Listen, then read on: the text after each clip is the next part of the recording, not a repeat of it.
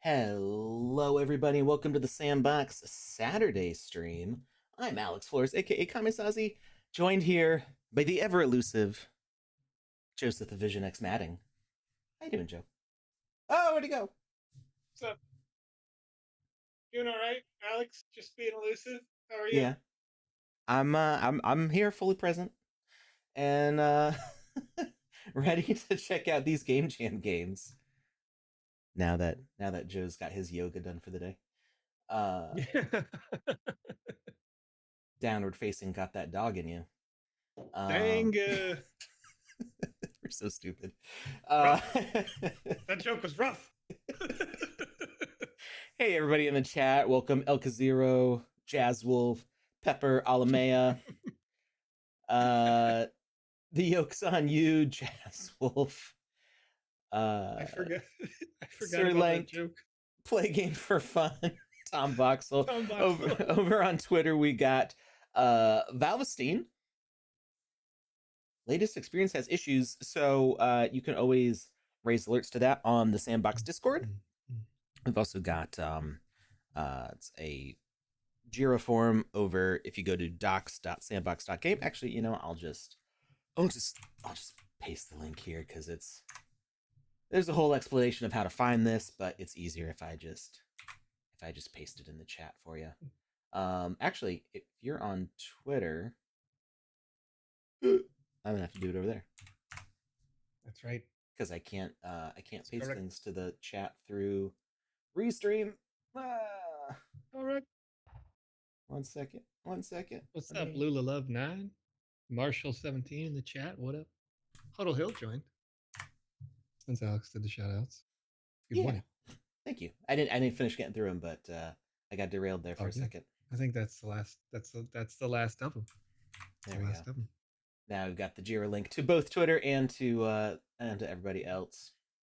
So yeah, this form is pretty helpful in filling stuff out. You can report an issue. It's not really designed for experience issues, um, but if you report it here, it might get around to the devs. The other thing you can do is on the experience page itself. There is a comment section, and if the devs are paying attention, which they should be, then Can't they believe will take a look there. Well, so oh. we've got the cool thing with the sandbox is that it's user generated content, right? So there's some Right, stuff that is built by our staff in the sandbox, and there's some stuff that's built by other people, other studios, individuals, and like today, all of our game jam winners and honorable mentions, they can publish these games, and on the experience page, you'll see there's a comment tab right here where you can leave a comment, and you can let the devs know your feedback there. If they fix the issue and you're like, okay, cool, you can go and delete your comment later. Be like, yeah, not a problem anymore. It's all fixed. Thank you. You could even let them know, hey, thanks for the fix, and like upgrade their star rating on their experience. So there's lots of ways to communicate with the builders. All right, so today we're talking about the Discovery Game Jam uh, in partnership with DJ Blondish, who has been a partner of the Sandbox for quite a long time now. Yeah. And Is this season 3? oh, I think it was season maybe 3. But something like it that. was the maybe season 2. It's been a minute. Yeah. Been a few of them. They were the first one to go into the into that DJ experience that was inside the dome. Club XYZ. Yeah. Were they the first? It was either them or Deadmau5. It was definitely them. Okay. Deadmau5 was the first rework. Mm. Yeah. Tom Boxel said Who's it's that 3 clicks to dinosaur? fix. Looks like Deb forgot to enable abilities in the last game. Which game are you talking about, Tom Boxel?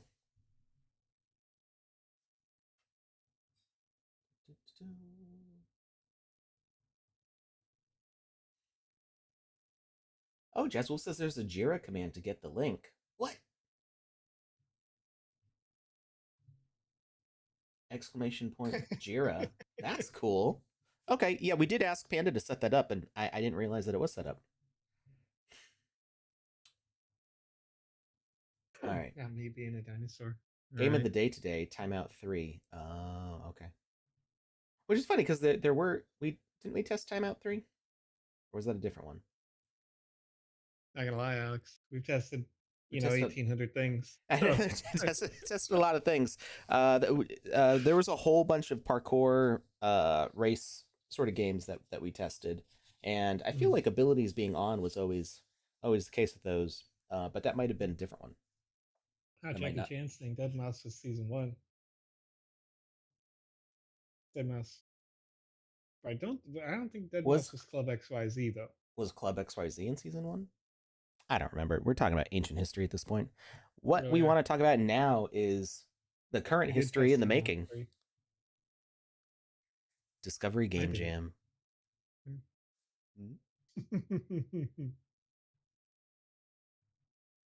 We've got 100,000 sand prize pool, publishing on the map, and a live award show right now.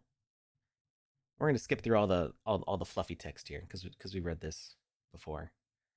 Dang. Yeah, I mean this has already been established. This is for all the people participating in Game Jam to read. They already read all this stuff. But what we'll talk about is what the theme was. The theme was Discover Your Inner Self. It was about self-exploration and transformation, and suggesting to sync with the rhythms of Blondish's hypnotic beats. Gameplay is completely open-ended. You decide the mechanics. The game can be single-player or multiplayer. And to fit the theme, your game must include a way for players to discover their inner self through gameplay, whatever that might be.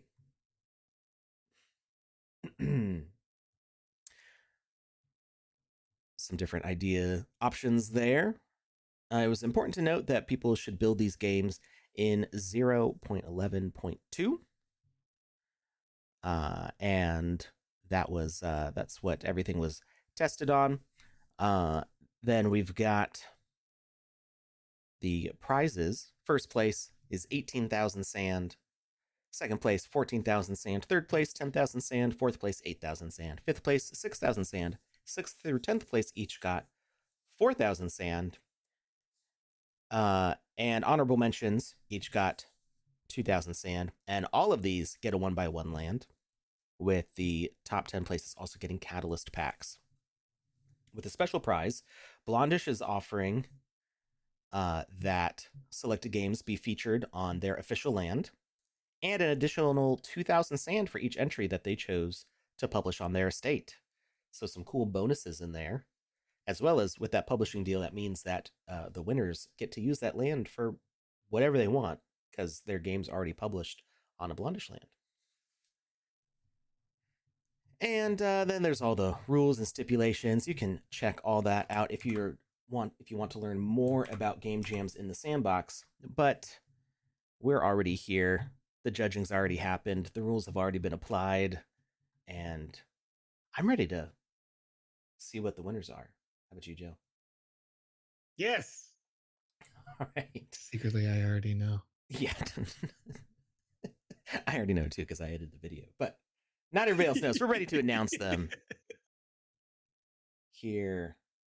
Let's go. Oh, let's get some winners. I just realized something.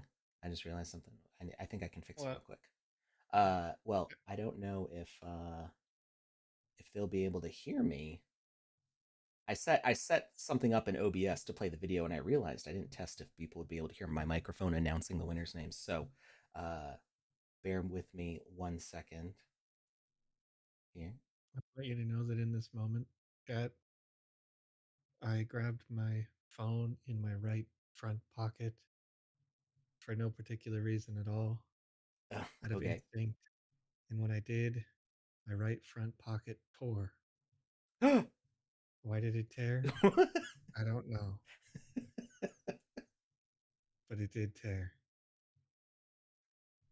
And now there is at least thumb-size rip in my pocket in the front right, which is life-changing as someone who only puts my phone in my front right pocket and carries virtually nothing else in my pants.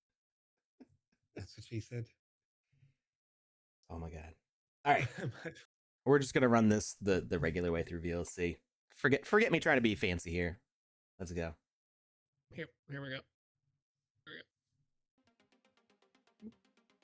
All right. There we go. We're starting off with our honorable mentions in no particular order.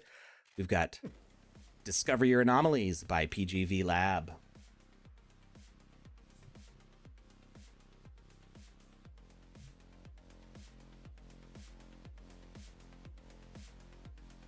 Rhythm of Awakening by Bago Games.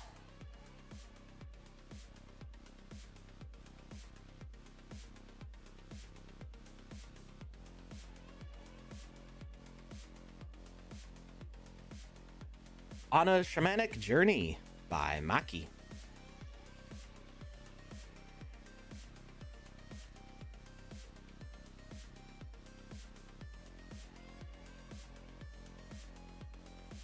Self-Growth Garden by Ann Joyce.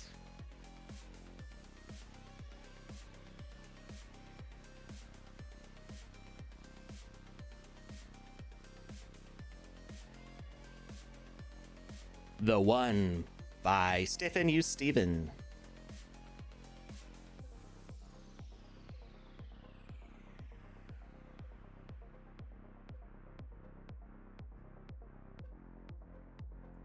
Immerse Yourself by Yetzgen.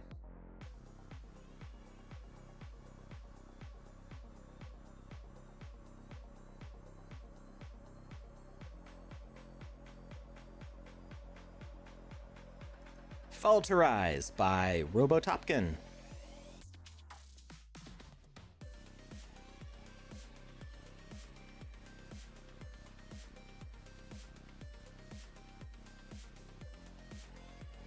Path of Self-Discovery by Tobencraft.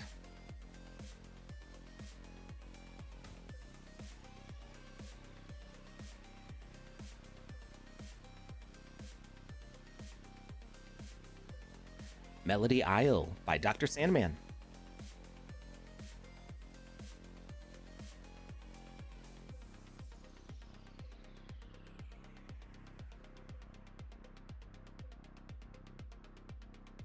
BDH1 by Josep.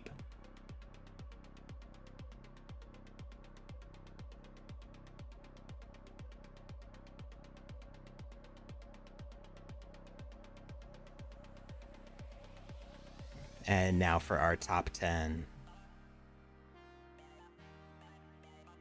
Number 10, Self-Awareness Puzzle by Eurybix.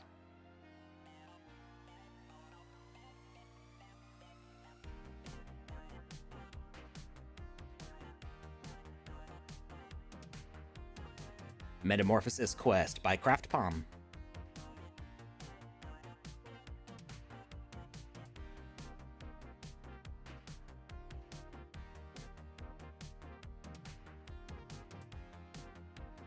Number 8, The Soul Bar by J-Rung.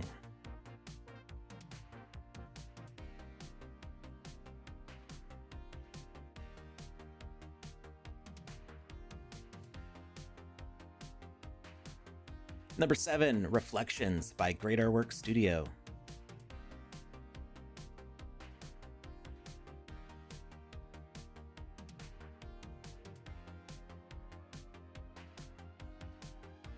Number 6, Your Home, Your Identity by Nancy Lill and Lomo.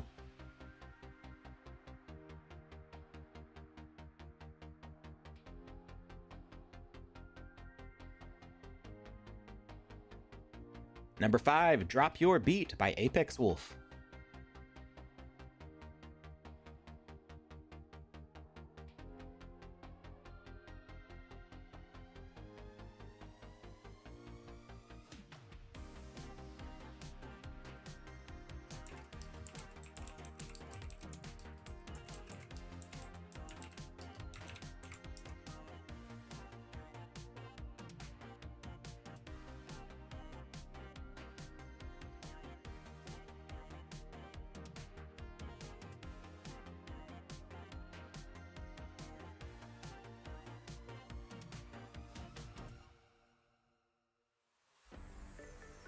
Number 4, Cosmic Disco by Tortico.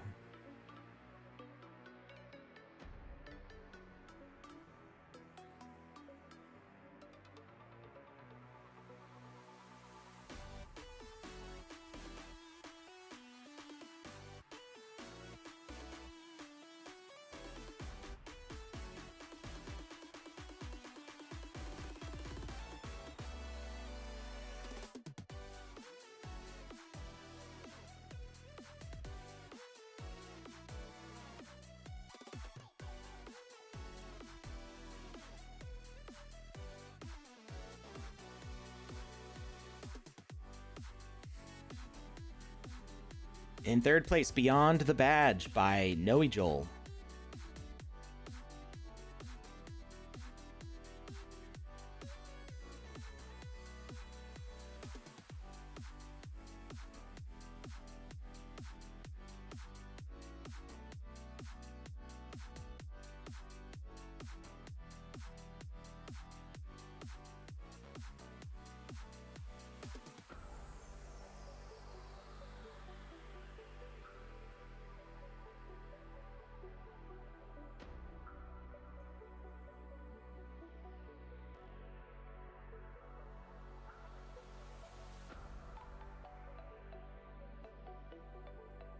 In second place, Pulse of Identities by Mass Pepper.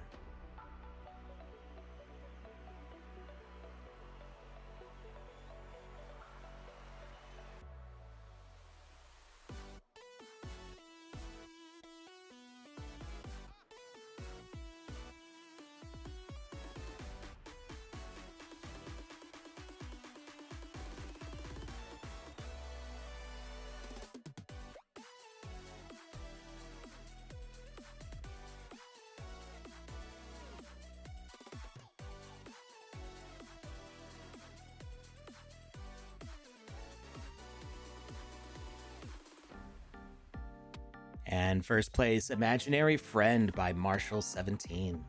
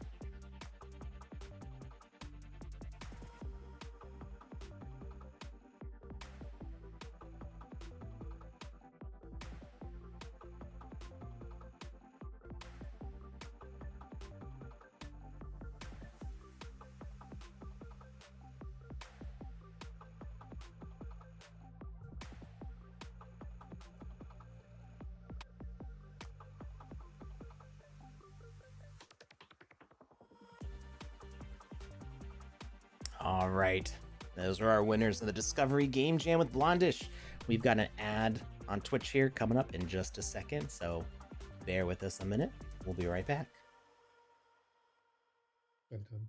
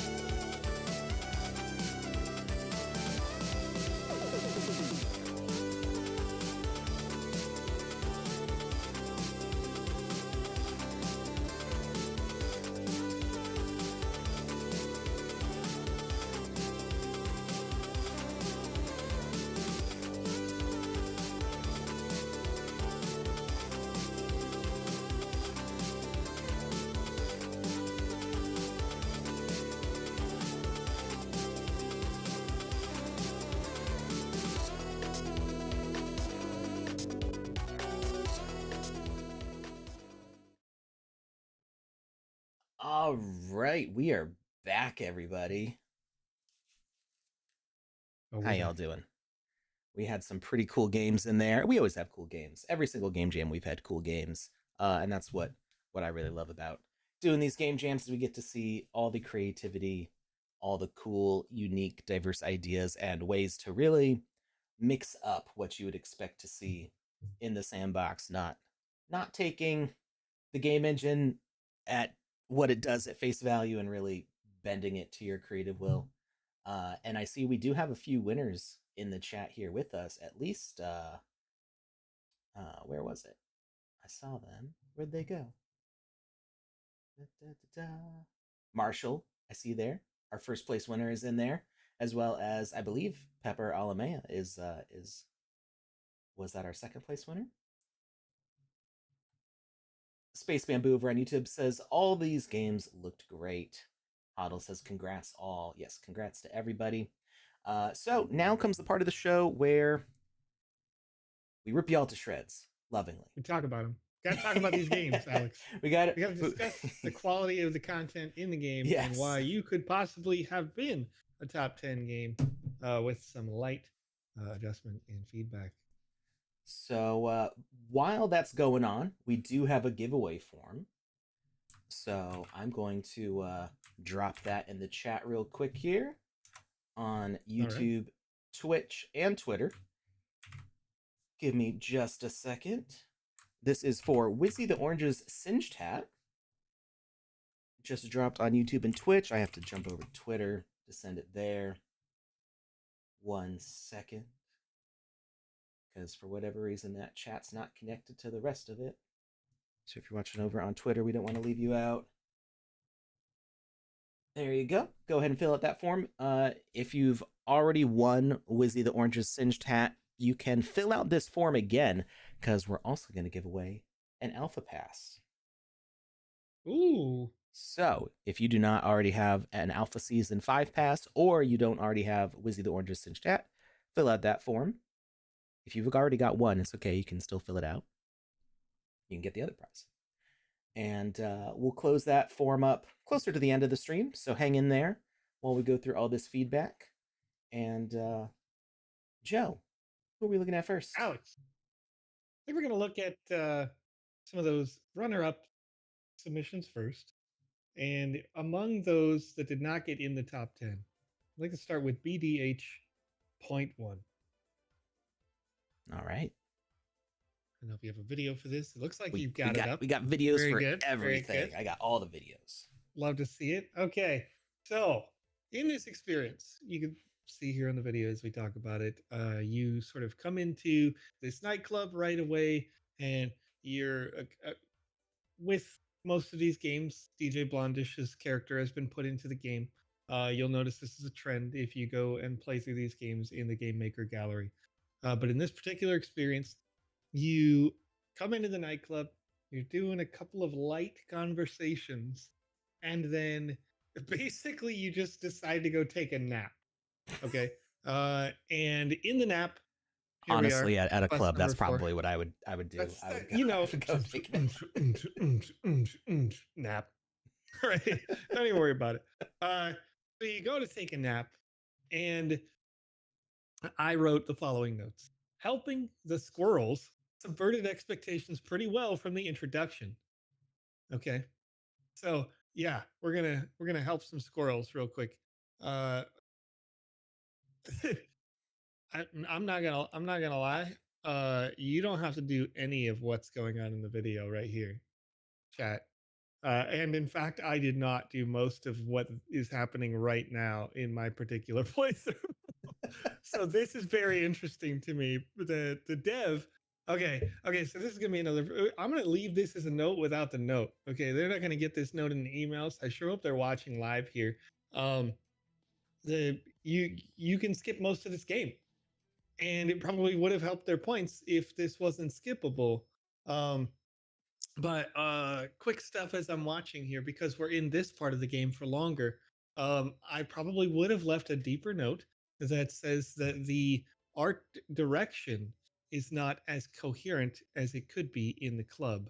There's a lot of color blocks that are pretty all over the place. Now here we are getting to the point where I need to take a nap. I skipped all that other part. That the middle part, I went from talking to DJ Blondish to taking a nap. Just straight to quest number 8. And then in the nap, now we get into the good meat, the good bones of this game. Okay. In that your character helps squirrels survive through the seasons. So now my notes are a little bit more relevant. Helping the notes subverted expectations pretty well from the introduction, but it felt a bit like I was running in place when I got through the winter with just one squirrel. Then, as the population grew, they ate all the food super fast and died again. Once I finished the dream, I sort of was surprised with coming back into the intro area and then immediately getting a victory screen. You might have added some squirrel elements to the dance club after the player wakes up to connect the two threads. So, what you've got, essentially, the game does a good job here in the first time user experience of teaching you how to squirrel away your hazelnuts for the winter. And you'll find that with the hazelnuts, you bury them in like the stick piles in the early part of the game. That doesn't continue at all. You When it comes to being in the winter, the spring, and the summer again after this autumn phase, you pretty much just pick up hazelnuts and hopefully keep them in your bag at a rate that is faster and greater than the other times. This There's so much of this game that you could involuntarily skip depending on how you play it. that, as I'm watching this video, dramatically affect the the review. So as I'm watching the video here, I would say it is important for you as a developer to make sure that you guide the player. As much as some folks may say that they hate yellow paint and pointy arrows to go places, um, there are other ways to do that that can help guide the player to do what you want. One of those is the if the squirrels are going here to there, think about what type of like easing path the squirrel may create. You know, they're going to make scratch marks in the floor or something, right? The common directions that the squirrels go can eventually be worn into the trees and the ground surfaces to get you to go from here or there intentionally. Yeah, little Uh, footprints or yeah, trails of crumbs, disturbed yeah, leaves. yeah. It doesn't have to be yellow paint overtly, but you can yellow paint your environment to say this is lived in by squirrels. Another thing that sort of pops out to me here is that this part of the world looks like, and maybe this is intentional design, uh, but I'm gonna talk about why it doesn't make sense in my brain in a second. But it looks like the inside of the nightclub. With the Now, colors. right, yes, Kind of Ice kind of Pilot, like a Lego, a pile of Legos of different yeah, colors to build a building. right, yeah, and that's fine. That's fine if the narrative design smacks me in the face with what Ice Pilot is saying in the chat, and that is that's the drugs, man. So if that's the reason my character passed out, taking some kind of a drug or something, then sure, okay, it can be multicolored and do all this. But it wasn't like I could skip all of those quests, and so the narrative didn't smack me in the face and say you're going to pass out because you're too drunk or high or whatever the thing is, right? So um, I'm helping the squirrels, and I'm in a squirrely environment. Now, when we get into season number 2, now we're in a fully immersive winter-like environment. It's not Lego colored anymore. It's pretty bright, but that was fine. It's honestly, this happens if you're in a place that's ever snowed before. This happens every time it snows, where you're like, oh, no, the sun. I My can't dodge it eyes. from up or down. Yeah. Like it sucks. So that was fine with me. But uh, yeah, literally squirreling away nuts was I actually didn't find that room at all either. Maybe I did. I don't remember. I know that. So what we're running into here is the lack of food. Mm. Lack of food is a pretty straightforward thing. Mechanically, it was Especially in fine. winter. Um, Nest food is at the bottom. Bag food is in the top left. We understood these things. You take bag food back to nest for the squirrels. Um, if nest food runs out, members lowers as well. So the UI is all sort of there. There's an equal number of members, actual squirrels inside the nest, uh, as there are members. So we fought through that. We got through it. It was fine. The spring came. We got through that. That was fine. Summer, we're starting to really replenish the number of members. I got it back up to like 7 again. But then as you get more members, the nest food goes down really fast because it drops by like 7 per tick. And it would tick roughly every like, I don't know, 30 seconds, something like that. Anyway, good game. However, I wanted to see a little bit more cohesion between one event to the next, and it would make it feel less like a trippy dream and more like a fun uh, Cute squirrel nod adventure. to, yeah, well, yeah, cute squirrel adventure, but also when I wake up back in the club, I want that to somehow be like there's a squirrel in the club or something that makes it that's the reason my character was dreaming this Right. Yeah. is I want to see that narrative connection happen between the two things. And then also I need a little bit more time to appreciate what I just experienced when I get back to the club, because when you get back to the club, you wake up, game just immediately ends, right? Just Mm. instantaneously. So what a dream. And I think that's going to happen to them. You need uh that post. that end scene in The Wizard of Oz when it's like, Yeah. oh hey, you're the squirrels from my dreams, but you're in real life, and maybe it wasn't a Yep. dream, or uh yeah, it's Yeah. some things to link it narratively. And also, like you mentioned, the you don't have to like railroad a person through a game to take a specific path, but you should guide them to the narrative beats that you want, so that way they don't Yeah. miss the hard work that you put into your game. You put a lot of work to put these NPCs here, give them conversations, decorate the space. You want to make sure that the players get the opportunity to appreciate that without missing it entirely. All right, I want to move on to our next honorable mention. Yeah. All right, we Path of got Self-Discovery. by Tobencraft, or Toby Encraft. I never remember. I think I always say Tobencraft. Yeah. Yeah. Excuse me. Okay. So in this experience, you've got, I think it's a really interesting thing.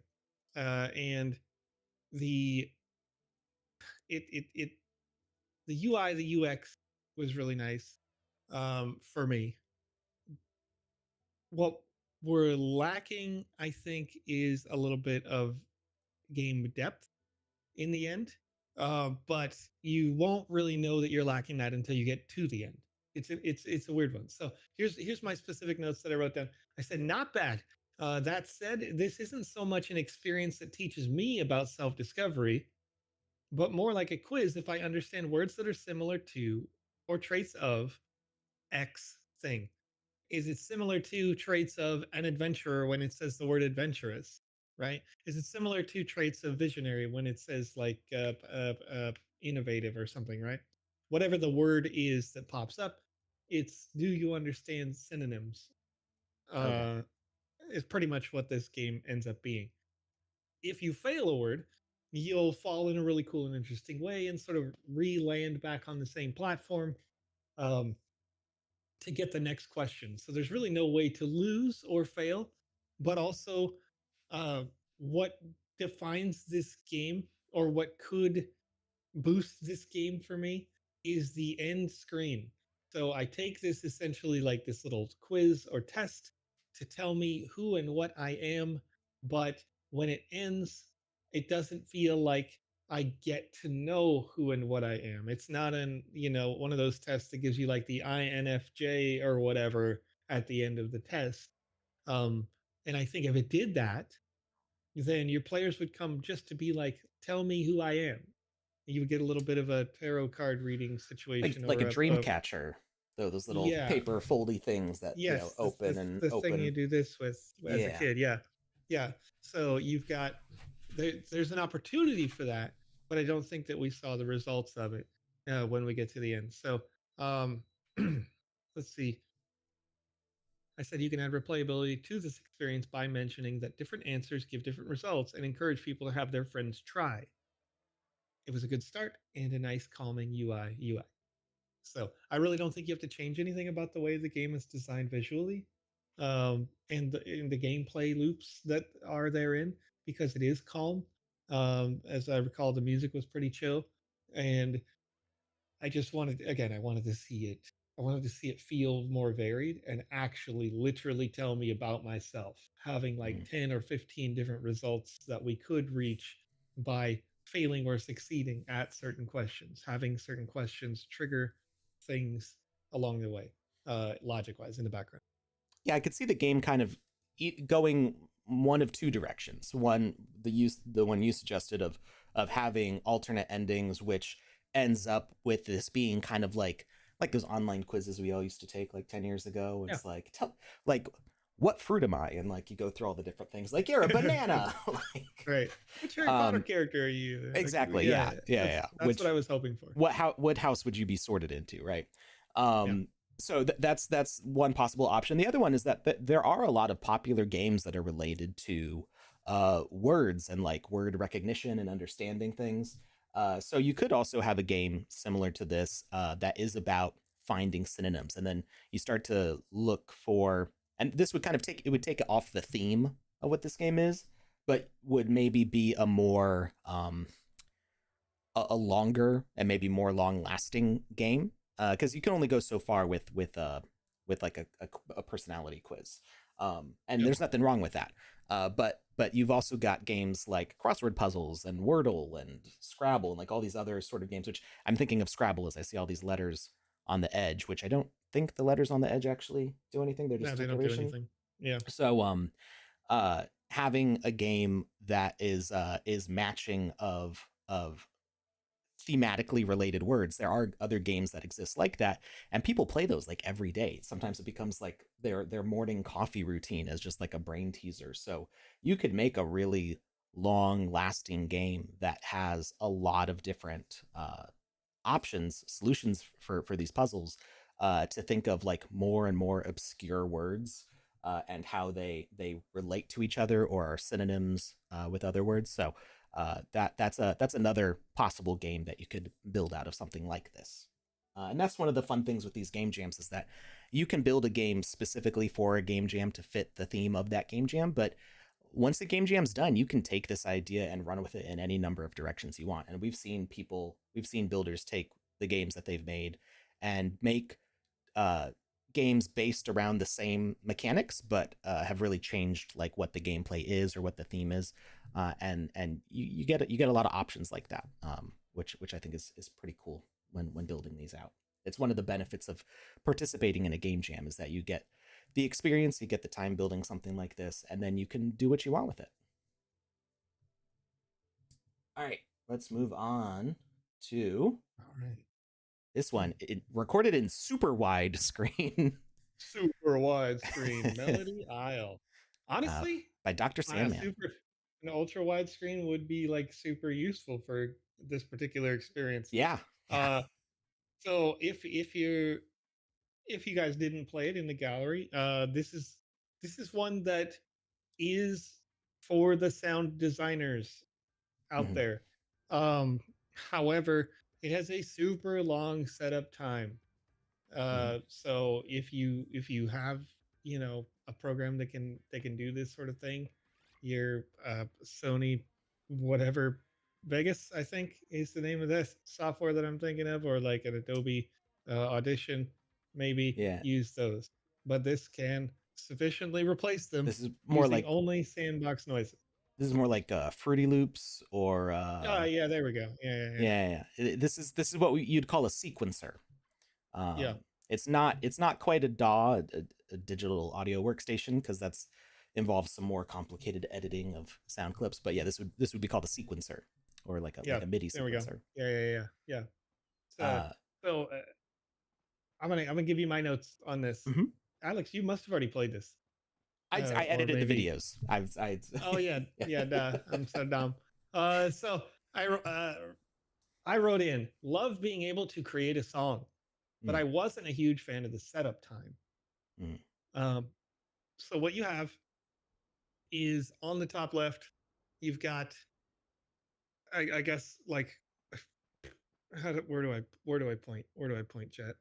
uh, Here, what here, are you aiming for? here.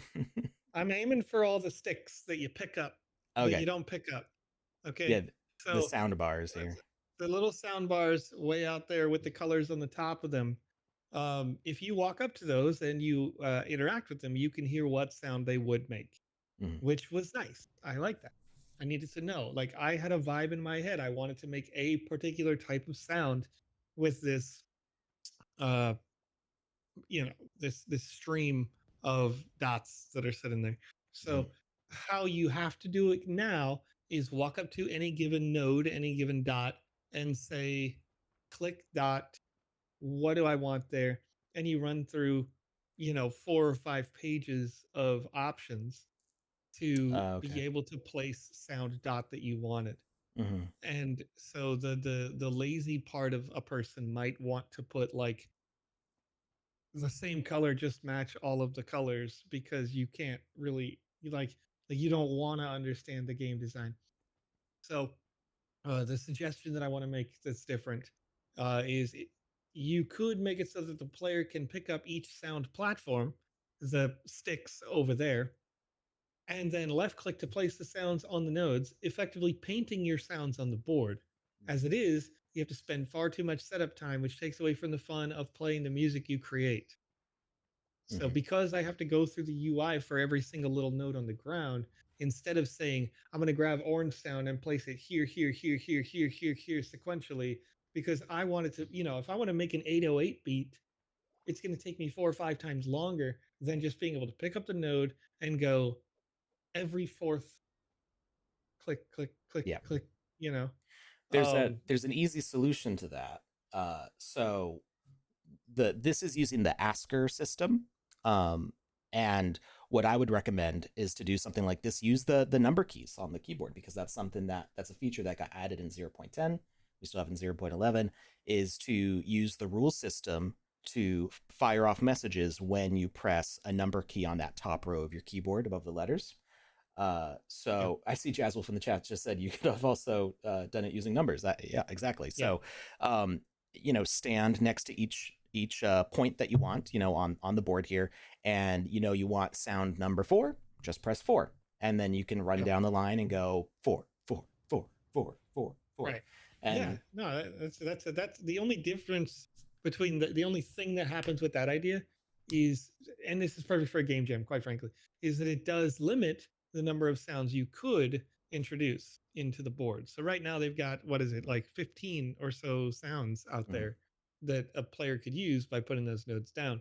So if you're going 1 through 0, which I think is the maximum limit of you get options 10. you can do, then Well, you only get 10 different sounds. That you can toggle it though. So one thing you can do is you can switch off what those numbers would do. So you could actually have multiple menus. So you could say, I'm in drum mode and I'm going to do only drum sounds. And so you've got, say, numbers 1 through 5 are your different sounds on your drum kit. You press those numbers, and then you could use like your 0 key or some other key on that to switch to a different library of sounds. And now you're placing keyboard sounds or whatever noises you want. That would be way better. Certainly better than my idea. But yeah, I mean, it's funny because the contents of this game jam is funny because literally just a week ago, I was talking to Benjamin, who is our audio director in the Sandbox, about features that are currently in the Sandbox and upcoming features in the Sandbox for audio options, because people were asking me about the streaming thing, which unfortunately, like, I can't really upload streaming audio for people right now because the features depreciated in 0.11, because new better features are on the way. So I was talking with him about some options, and he had actually suggested something like maybe like a audio focused game jam, and then I'm looking at like the results of this game jam. I'm like, I got some stuff to show you. People are already doing this, and what's interesting with this one specifically is maybe we'll look at this on Wednesday on our building stream. He told me that there's a way that you can actually put your own sound effects locally into the game maker.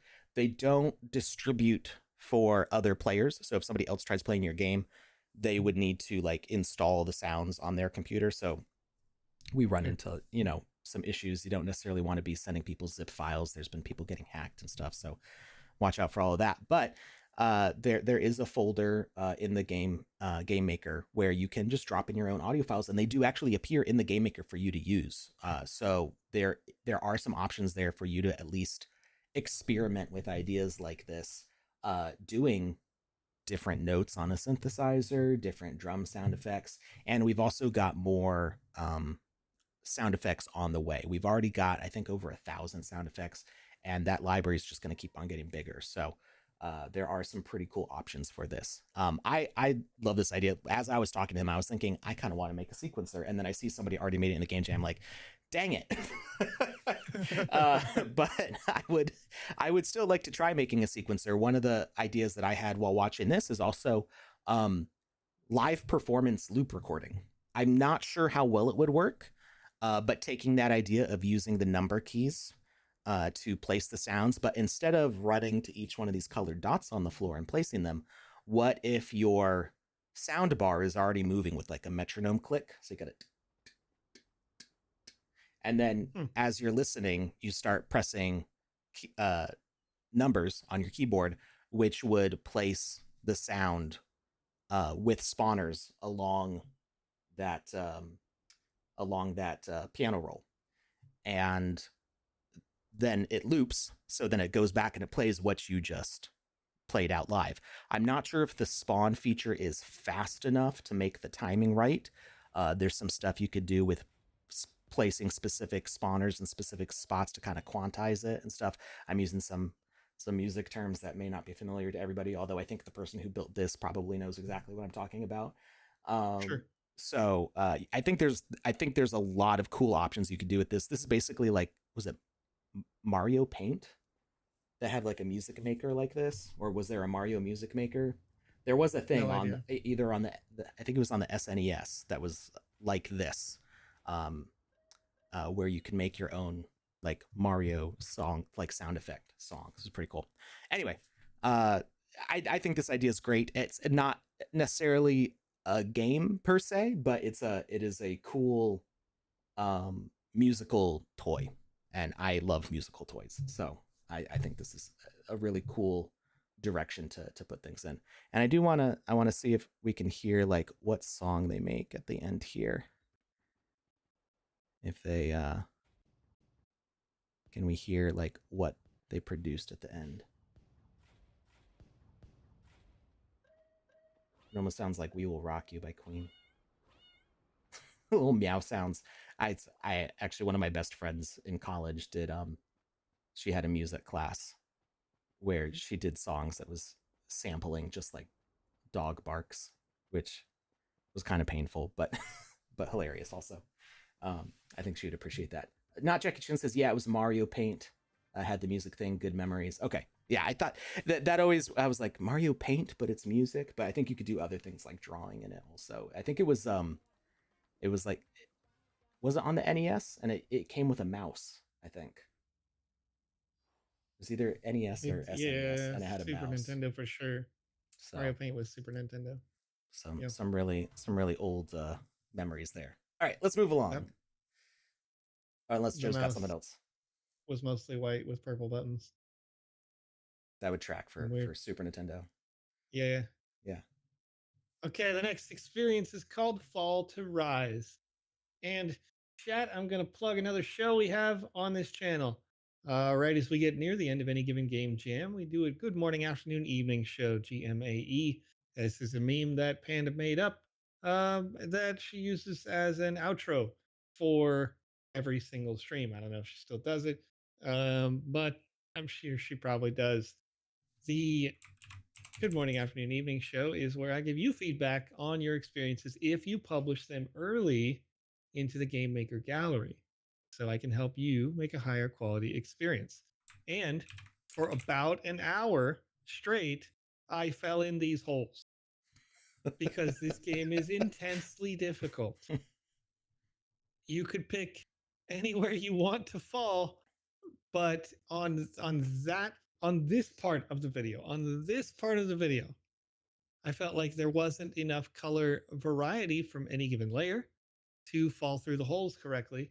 Because I would jump through this and immediately you touch they're jumping to a much more difficult hole. Mm-hmm. I could tell that I was going through or not through the light blue because they're all light blue, Well, sky what blue, you see, whatever color you want.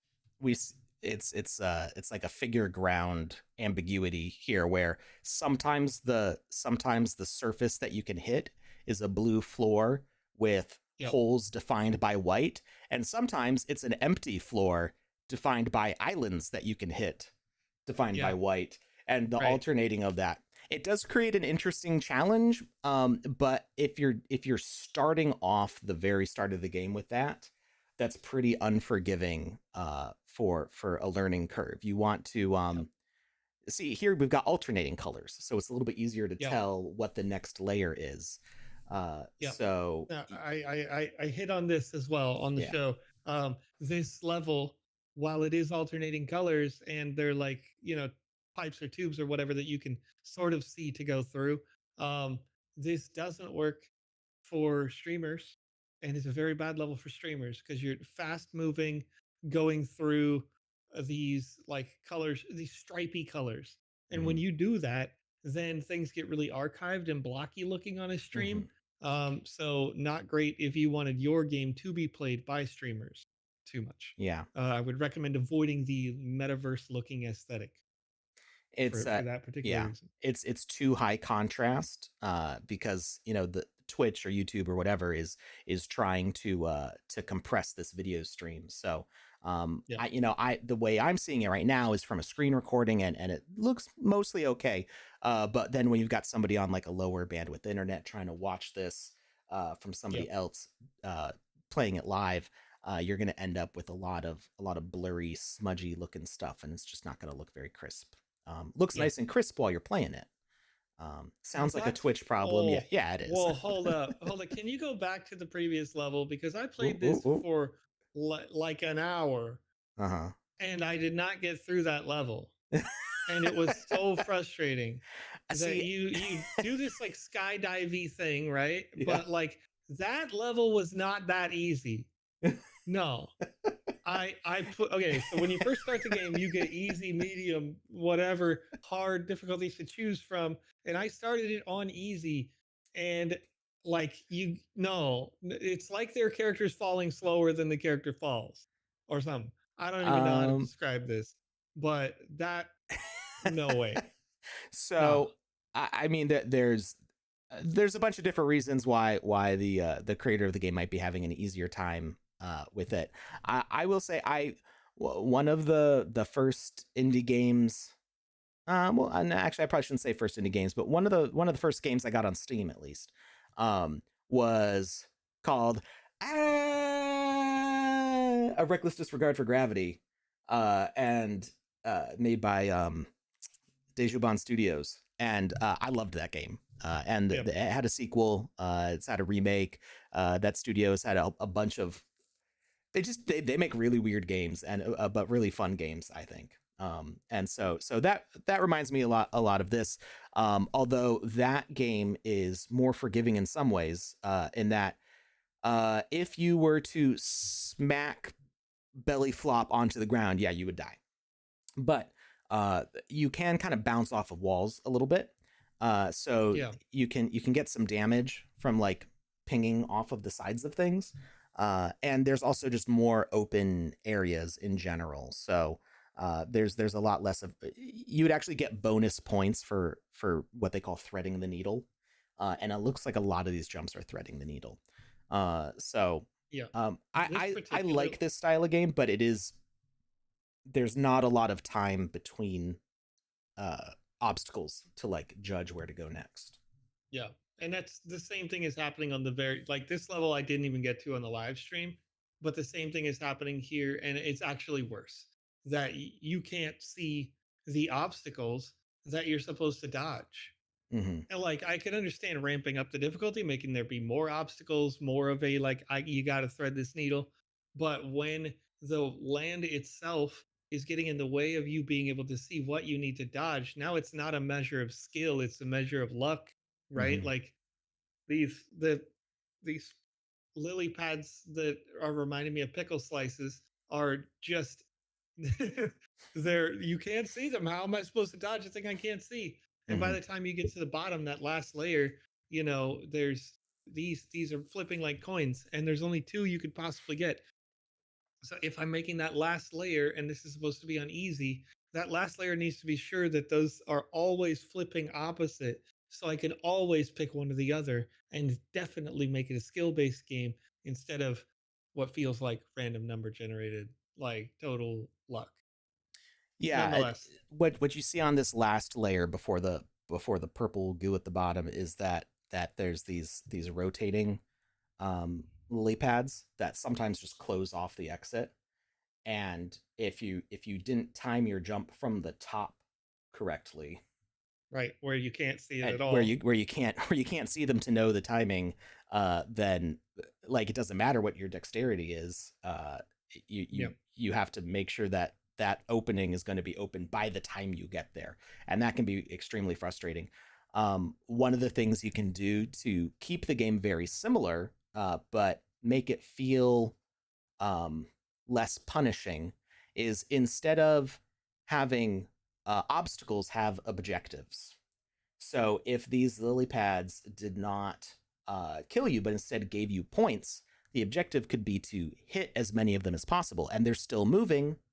You still have the chance of not hitting them, but you want to get down to the bottom here, getting as many along the way as possible. And then you start aiming for targets instead of trying to dodge almost impossible uh, obstacles. And then you take what was a risk and turn it into a reward. And it just does some nice things to brain chemistry to make games like this a little bit more fun and a little bit more replayable. Somebody's going to want to keep on trying to play this, not to get to the end, but to get the high score. And that's what makes your game something that people keep on coming back for. Yeah. All right. Now we've got Self-Growth Garden. Self-Growth Garden by Anna Joyce, one of our ambassadors. Yeah. Okay. All right. As we get into this, my notes on this one were a little bit longer. And I don't think that's because it was worse than any given game or better than any given game, but I wrote, this was a very good life lesson.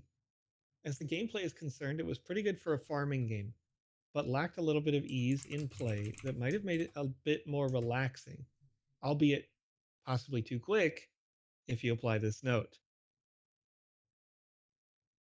After you get through the first little section here, you have to do water. You'll see it in the video, but I'm going to talk. Consider making sure that the bucket can fill 3 plots or a whole row of plants. Walking back and forth with a large bucket isn't something that happens in other farming games like Stardew Valley. So think about those types of successful games in your genre as you build. Also, because many of your logics were based on proximity triggers, sometimes we can be close enough to trigger the visual effect, like the trees, but not the mission logic. Try to stack them vertically on each other instead of side by side to avoid this. So, fundamentally, you look at this game, it's pretty. It's like everything makes sense in its own world. It's not, nothing is out of place for your design. So I think you did a very, very good job with that. Um, but again, with these things being proximity triggers and being this sort of water bucket, the player spends a lot of time going back and forth and not enough time being able to absorb or appreciate the world or the results of their work.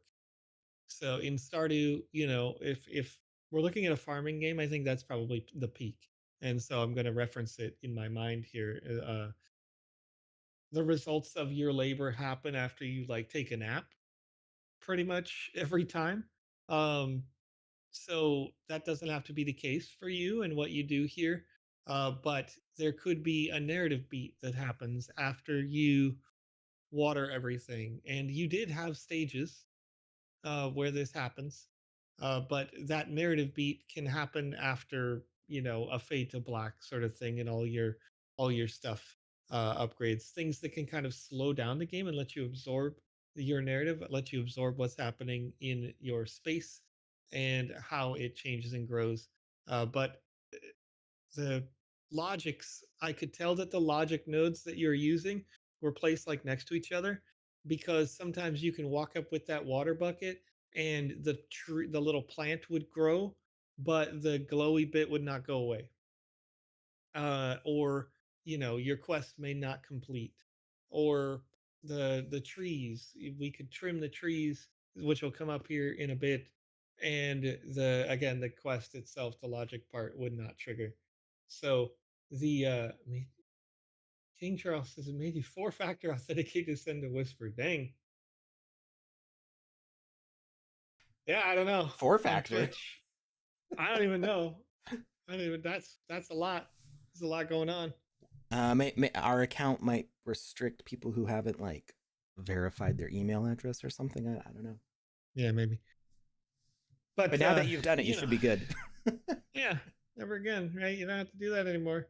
Put in my password, a code for my Super email, secure. a code for my SMS, etc. Dude, I know. Oh my gosh. Super I'm not secure. gonna lie. Those super annoying. It's like always. And it's every app.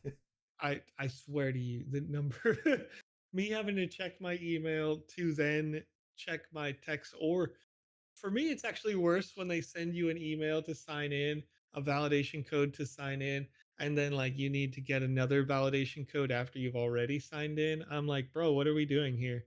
Like, I just did this. Don't you remember that? Yes, I'm still me. It's still, you're sending the validation code to the same email you just validated on. Yeah. It gets me every time. I hate it.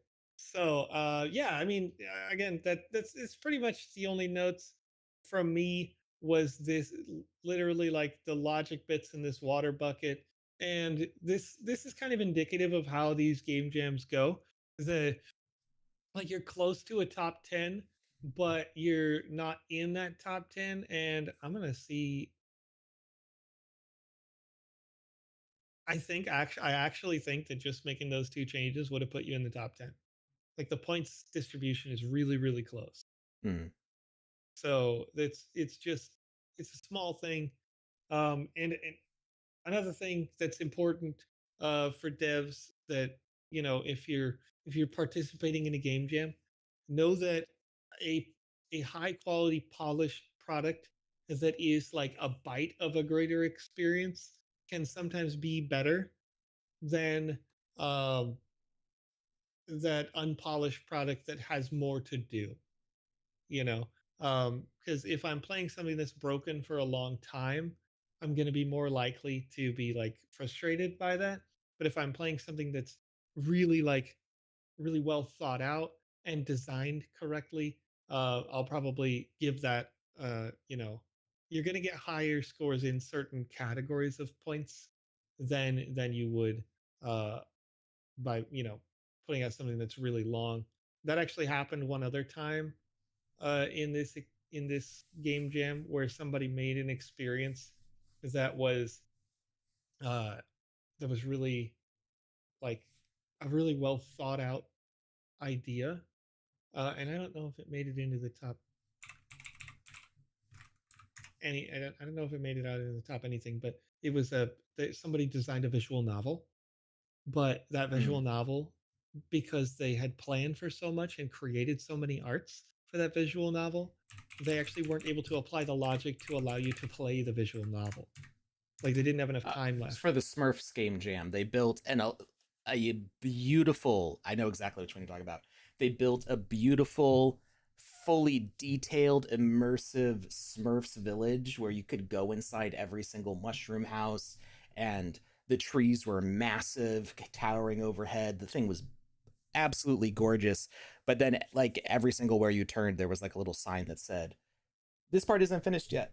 This isn't Yeah. complete yet." No, And it was this like, one, oh no, don't tell us, this just like let us explore that space. yeah, this one is actually, it is not in the honorable mentions as a result of it essentially being incomplete.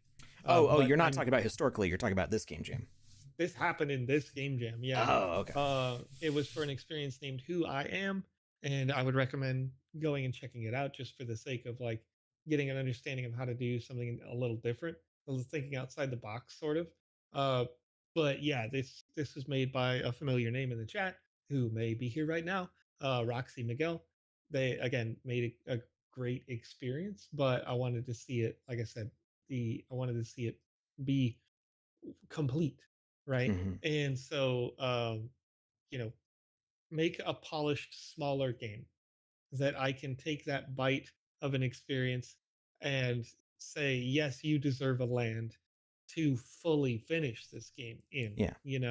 and then, Game jams is like tapas, or like your appetizer samplers, where you yeah, get a whole bunch of different options and like, okay, I want a full main course of this, please. This was right, amazing. right, yeah.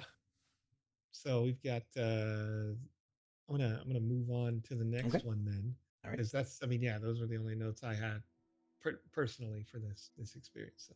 So, this is on a Kamantic journey. Shamanic, Shamanic. It's shamanic. I only know that word because I just watched the Nicolas Cage movie with the Mandalorian. I can't remember his name. Um, the guy who played the Mandalorian. It's the unbearable weight of massive talent or something like that. Oh yeah. It's really funny. It's such a goofy movie. It is Like funny. I thought it was going to be more like serious, but you can Pedro Pascal. Thank you, King Charles. My wife is probably very mad at me right now for not remembering that name. He's like her favorite actor. And she hates Nicolas Cage, and I think Nicolas Cage is hilarious. But yeah, he keeps on talking about his shamanic ability as a thespian to read people's body language and stuff. Yeah. He brings it up like 5 times over the course of the movie. Unbearable weight of massive talent. Yeah. So this experience, I thought, did a really good job. Even though, like I would say like this level design, as you're looking at just what they're walking through right now, is a little bit simplistic, but it makes sense when you see that they continue to make like layered content, and there really is only so much like verticality to an experience, and they wanted to make it so that you have like a big falling thing going on right there. And this is it's a little bit trippy, it's a little bit ethereal without being like it doesn't have as much atmosphere as I probably would have liked, but I wrote this note, very short one: an interesting journey with an artful narrative. What I think is near the end, however, where you're climbing the clouds, there's a cloud in the way that makes it so you can't climb up to the top, and I was really interested in seeing more. So you've got these like small little bites that are happening narratively that are like, how do we take this journey? And as we get into each step, you've got a very small narrative beat. You're chatting with, someone or something, saying this is the next level you're going to take. Excuse me. And all of those things sort of go off without a hitch. We can enjoy it for what each one of these little bites are. And it is a show of a discovery of oneself, the character. So it was doing the discovery part of that game jam well. I would say there's like some slight misses on the UI UX here and there. And again, some of the level design was a little bit too simplistic for me, but that's, it was fine. That section you're supposed to intentionally die, like that, I caught that right away. It wasn't like the game design, the mechanics were all there correctly and clear and intuitive. I like that. But yeah, I really just got to the very last part, or what I think is the very last part, and you take like an elevator up to a section where you're in the clouds, and when you get there, you did a good job because you made it so I could fall off of the clouds and I don't fall all the way down thanks to that elevator and an invisible floor. Um, but yeah, it literally, you spawned clouds to make like a walking path that I would have to do a jump puzzle to get through, and I could not. And it looks like we're about to get to that air spirit, so maybe we'll be able to see it here. But yeah, one of those clouds that you had spawned, you can't get in, on, or around. So, I was surprised when editing this. So a lot of these games I haven't played yet myself. I was not a judge on this jam, but I do the editing for the video that we showed earlier. So I do get to like watch these games pretty much all the way through and see what's going on with them. And this one I had to keep on like I try to keep the editing fair so everybody's got like the same amount of time for their clips. And some games can be difficult to edit because there's not enough visual variety to make a 10-second clip of the game like look really interesting. Like the gameplay might be fun, but the visually 10 seconds of it might look kind of boring. And that's even with the game that we released for Builders Challenge 3, Hat Collector. I felt that, where it's like you're looking at the same thing for the whole game. It's fun because it's intense with what you're doing, but visually there's not as much happening because you're looking at the same thing the whole time. This game, it's complete opposite of that. I had to keep on making the clips shorter and cramming more in because as I was going through the video, it's like, oh, there's a whole other area that looks interesting too. Oh, And there's another area that looks interesting too. So this game did a real good job of making visually distinct areas that had a lot going on for them, which just made it challenging for me to like cram all of that in. I think it's like 8 seconds that I use for each clip, and I was like, I'm just gonna have to keep on chopping this smaller and smaller. You're trying to get that perfect bite, like a little flavor of everything that's in that game, and there was just a lot of flavors here, but I think that's a good thing though. Yeah. So if you wouldn't mind You want me to get to pushing this forward cloud just a area little bit, yeah, you'll see them go up an elevator or some kind of here? a little further. Here, yes, there we go. Okay, Sorry. yeah. There's a delay for you, So so there is a delay for me. So yeah, so we're up on the clouds, and it's they're pretty straightforward. I probably would have designed these clouds a little differently so that the hitbox isn't perfect. Um, allow you to go into the fluff of the cloud a little bit and just put like a cube inside it, mm. um, or some other kind Yeah, of give box. them a more cloud-like feeling. And that's where they lost me right there already. I didn't get this high in the clouds, so there was an obstruction way before this and it does in fact look like this is the end of the game. So you were that close. Oh, it's not over. Taking you to the borders of your soul. There's only 15 seconds left in the video, so Yeah. it's Okay. pretty close. Yeah. So there was a small like staircase of clouds there, and again the clouds are a little bit difficult to climb because they use perfect hitbox instead of having that fluffy cloud around something that's easier for the game logic to clamber. Mm-hmm. Um, but yeah, that was it. I just wanted to see the end. Probably would have given it an additional like almost a point across the board, um, had I been able to see that conclusion, because you get a sense of satisfaction when you do get to finish your game. Um, there's Let me see if I can find. I'm gonna look at the categories really quick. So you've got creative idea, like I think you nailed that out of the park in this experience. You've got your level design. The level design is pretty good. Again, the very flat like butterfly level really like negatively impacted you quite a bit in my brain for that category. Game design. Game design gets hurt by a point when the game breaks automatically. And there it's only out of 5. Only out of 5 points. So you would automatically lose a point from me if I can't finish your game because of the design of the game. And then the playability, obviously, if I can't complete the game, that's going to impact playability as well. So, you would have, I think, done much better on the end results. Where again, as I mentioned with the previous game, you're pretty close to being in that you know in that top 10 section. If you're in the top 20, you're anybody in the top 20 was fairly close to being top 10. And so just those little tweaks, little changes, running back through your experience before you publish it, making sure that everything works smoothly. Having someone else play it is a huge bump for anybody who's never done this before. If this is your first game jam, having someone else play your game, it is a huge way to improve the quality of your game because you know how the game works, you know how you built it, you know what they're supposed to do, but you don't know how a player is going to interpret what you think they are supposed to do. So I want to move on to discover your anomalies, please, All sir. right. We do have an ad break coming up at about 2.5 minutes, but I think try to get through this one. Try to make it short. I do like this intro.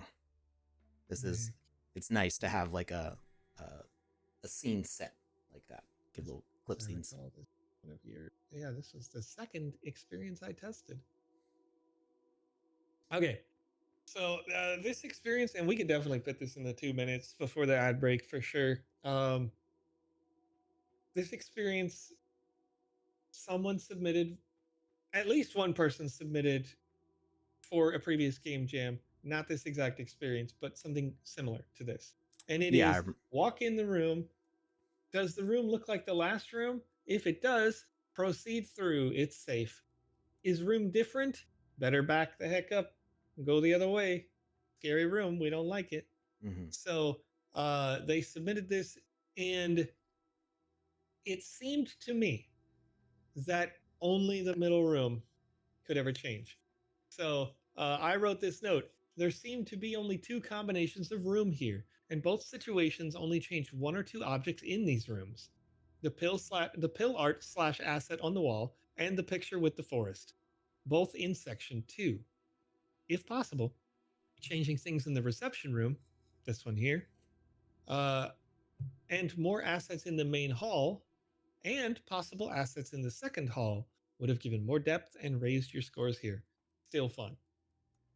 So for me, I went through, and again, only those two things ever changed. They never changed in the third room with the like angel statue and the pink video playing on the wall. None of that ever changed. The reception room never changed.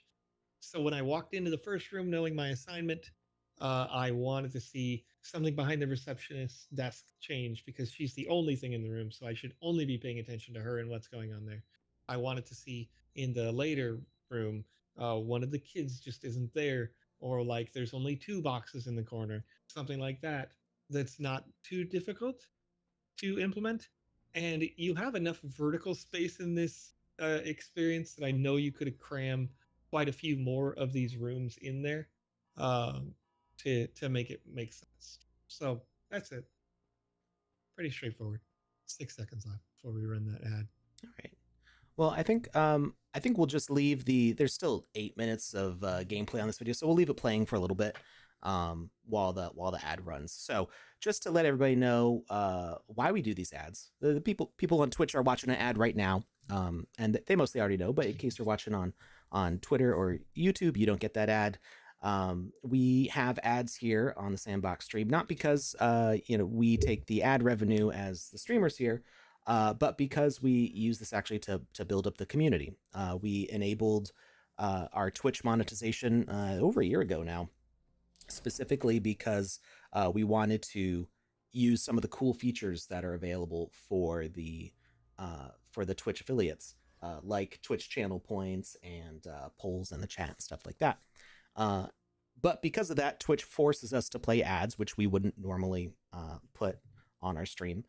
Because it's an official channel, we're advertising the Sandbox whenever we're streaming.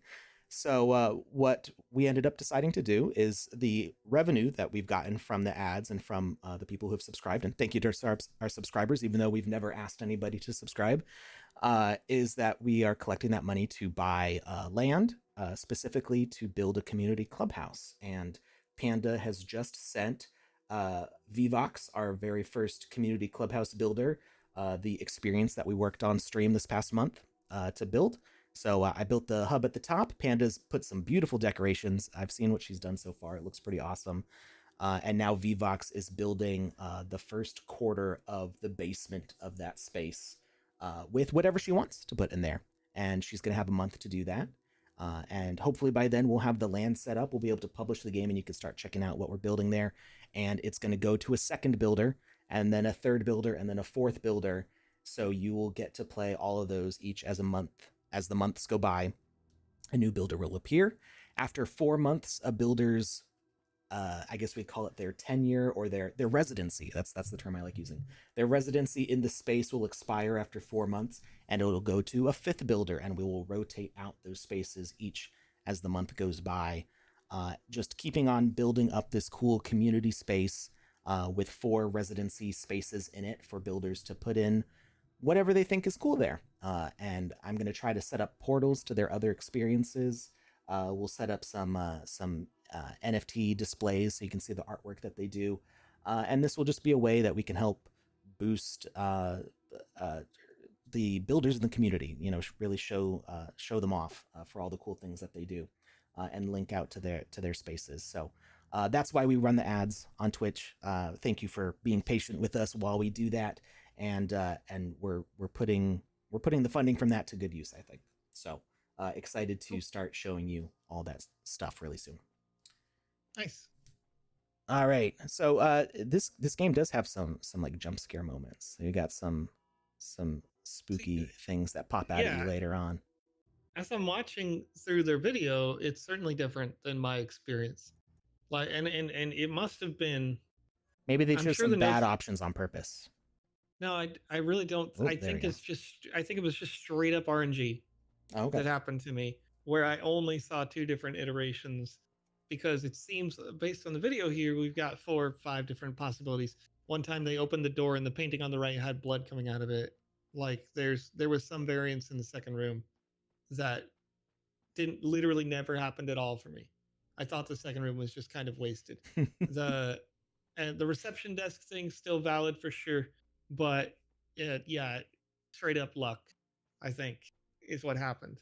But that said, yeah, there's the maybe the variance in logic needs to be like, if I already did this one once in a row, we can't do it twice in a row, something like that, Mm. um, to make it so that I don't experience the exact same thing that many times.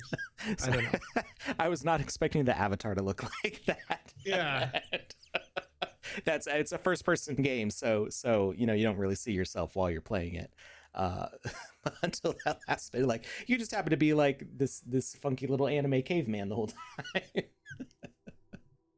All right. Yeah, so we'll move on to the one. This is by Stephen. Is Stefan you Stephen? Something like that. Sure. Yeah. Stefan you Stephen. Okay. So,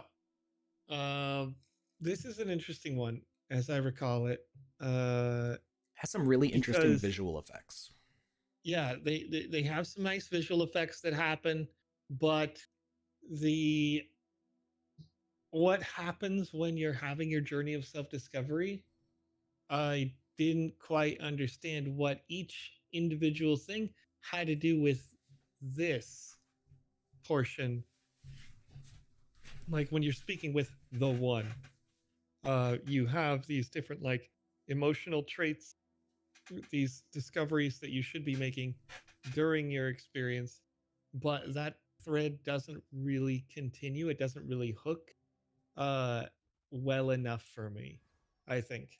Uh, so I'll talk about it. I said it. The some of the arts that were used didn't make sense, and needed just a little bit of explaining in our subconscious as you're trying to help Blondish. Now, this is interesting as I'm reading that note, because you can tell how much the narrative disconnects me from the one, that dude, glowy thing right there. We started out the game having no idea that we are working with, for, or about Blondish. We're supposed to be working with, for, and about the one, oneself. I don't know, whatever it is.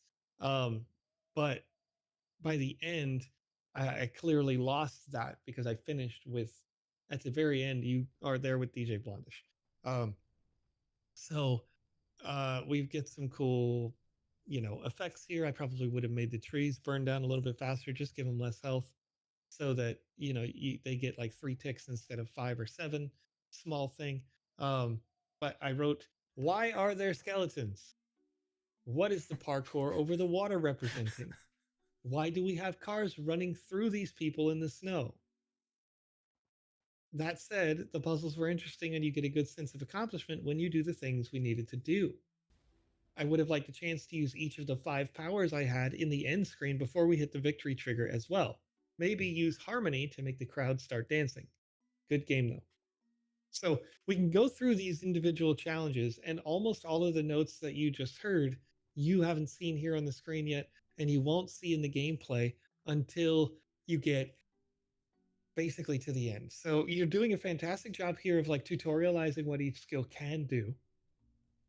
But when we get to the part where we need to then start using all of those powers combined, Captain Planet, uh, it just doesn't hit. Like the aesthetic changes dramatically. Uh, each individual room doesn't give you hints or clues to what you should do. That's fine, right? It is meant to be a puzzle by the time you get there. We get through this tutorial. We've learned all of the skills. I think you did a good job of doing that. But you're going to spend the greatest amount of time in the room where you need to then use and apply your knowledge. Um, and yeah, that's if you could skip forward just a little bit here, Alex, so I Sure. can get to where you see some skeletons. I think after the bamboo, right? Nope, the bamboo is the room. So this is all one big room, Okay. and you've Going got forwards more. blondish. It says blondish feet. No, this is good. This is Oh, correct. okay. Yeah. Sorry.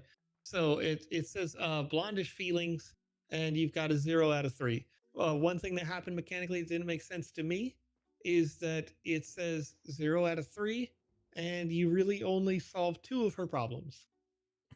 And then the quest, the third part is just simply walking up to the third DJ Blondish, and they're like, "Thank you for solving all my problems." So And it's that's probably just that could probably be solved by uh, a little bit of a deeper understanding of how quest logic is implemented. So you would set, instead of having Blondish herself be the third objective, you would make 2 objectives, but don't have the quest autocomplete. And then you make Blondish the what we call the quest turn in. And then she would end up with like a question mark over her head, and interacting with her at the end would actually be what completes the quest after you've gotten the 2 out of 2. yeah. So it's funny. It seems like the developer just had a glitch in their own game in the recording that they made, or this is being recorded by somebody who's not the dev. Um, because in the previous section where the little fishies are, you use the heal/repair option to bring the fish back to life, and then upon saving the fish, they like a key spawns in that area. Presumably, let's say because the fish moved. Um, and you get that key to open a door, and that door will solve uh, for this problem that they're going to run into here. Uh, yeah, so let's get the fish. Maybe was, I think there was not Oh, water they did around the the water fish. first. Yeah. It's Yeah. no good healing the So fish if they can't breathe. that's interesting because I didn't I had no idea. I literally did not go to this room before I had already filled the well. You So solved the that's problem on. before you got there. Yeah. That's So I do it that all the wasn't. time. It didn't feel like a puzzle in that regard, but also that it didn't detract from the game when I solved it too early, I guess, because I just had no idea that I'm just that good. You know what I mean, chat? Like, what can you do? Um, so we Well, go in the this kind door of goes to here. that, guiding the players to the right spot is Yeah. what you would do in this situation is, instead of having an entrance to an area and then say room A and room B, and you have to do something in room A to fix room B, uh, Mhm. have them go through room B first. Put your entrance through room B, where they could go and try to heal the fish, and then go, oh well, there's no water for the fish, so I need to solve this next problem. um, Players don't get a sense of accomplishment from solving problems that they don't know are there and Yeah. not knowing that they solved them. Yeah. So like, yeah, yay, the player solved the problem, but they didn't, if they didn't know there was a problem and they didn't know they solved it, then they did the thing without getting any feeling of satisfaction from it. So when you present the problem Mhm. to them by leading them past it in a way that they can't solve it yet, they get a much greater sense of accomplishment by then finding the solution by knowing that there was a problem in the first place. Let's talk about this section real quick, Alex, because this is the worst part of the game. Oh no. Pushable statue. Good idea. I like. Hitbox being perfect. Please no. Mm-hmm. Because the statue can only be pushed angularly. Like you can't actually just push the statue straight where I want it to go. You kind of I don't slide mind off that of it it takes a as you while, push but it. Yeah. yeah, you just keep sliding off to the side. Like Mm-hmm. make a rectangular cubic hitbox, Mm-hmm. so that I can push this thing to unlock the lasers. And good job. We solved puzzle and we helped out another blondish. And whew, Do you because want me to this is a skip ahead? dreamscape. No, I'm sorry. Okay. I had a thought, but I had a yawn because I didn't finish my caffeine. Uh, we talked to that blondish. and it's not made entirely clear why there are more than one. Well, though it is a dreamscape, so I was like, okay, we'll forgive that, whatever. Yeah. Then you get into this section here. You've got this is a cool thing. Basically, this is the trope that everybody hates in an MMORPG. We got to have this guy follow us, and the guy doesn't walk as fast as we do. But okay, sure. So Escort we quest. heal. Yeah, it's an escort quest, but you have to heal the skeleton, and then it says, "I'll follow you wherever you go." So I made the mistake the first time of walking that guy up the stairs right there, Mm-hmm. and he only makes it up one stair and then just stops walking. And so that was on me. Good job though, game logic wise, because after a certain amount of time, the skeleton gives up on you, and he says, "Nah," and just dies again. And you can hear a little ticking happening. So that was a nice indicator, an audio cue even, that said, "You are running out of time. This is a limited time event." So good job with that. Um, I liked that.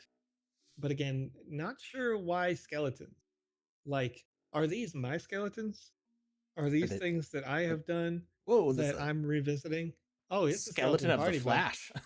Absolutely. He's running. What's he gonna do? What's this skeleton do? He's a crazy He guy. said, "Let's go." Where's that motivation? Oh, suicide bomber skeleton, crazy.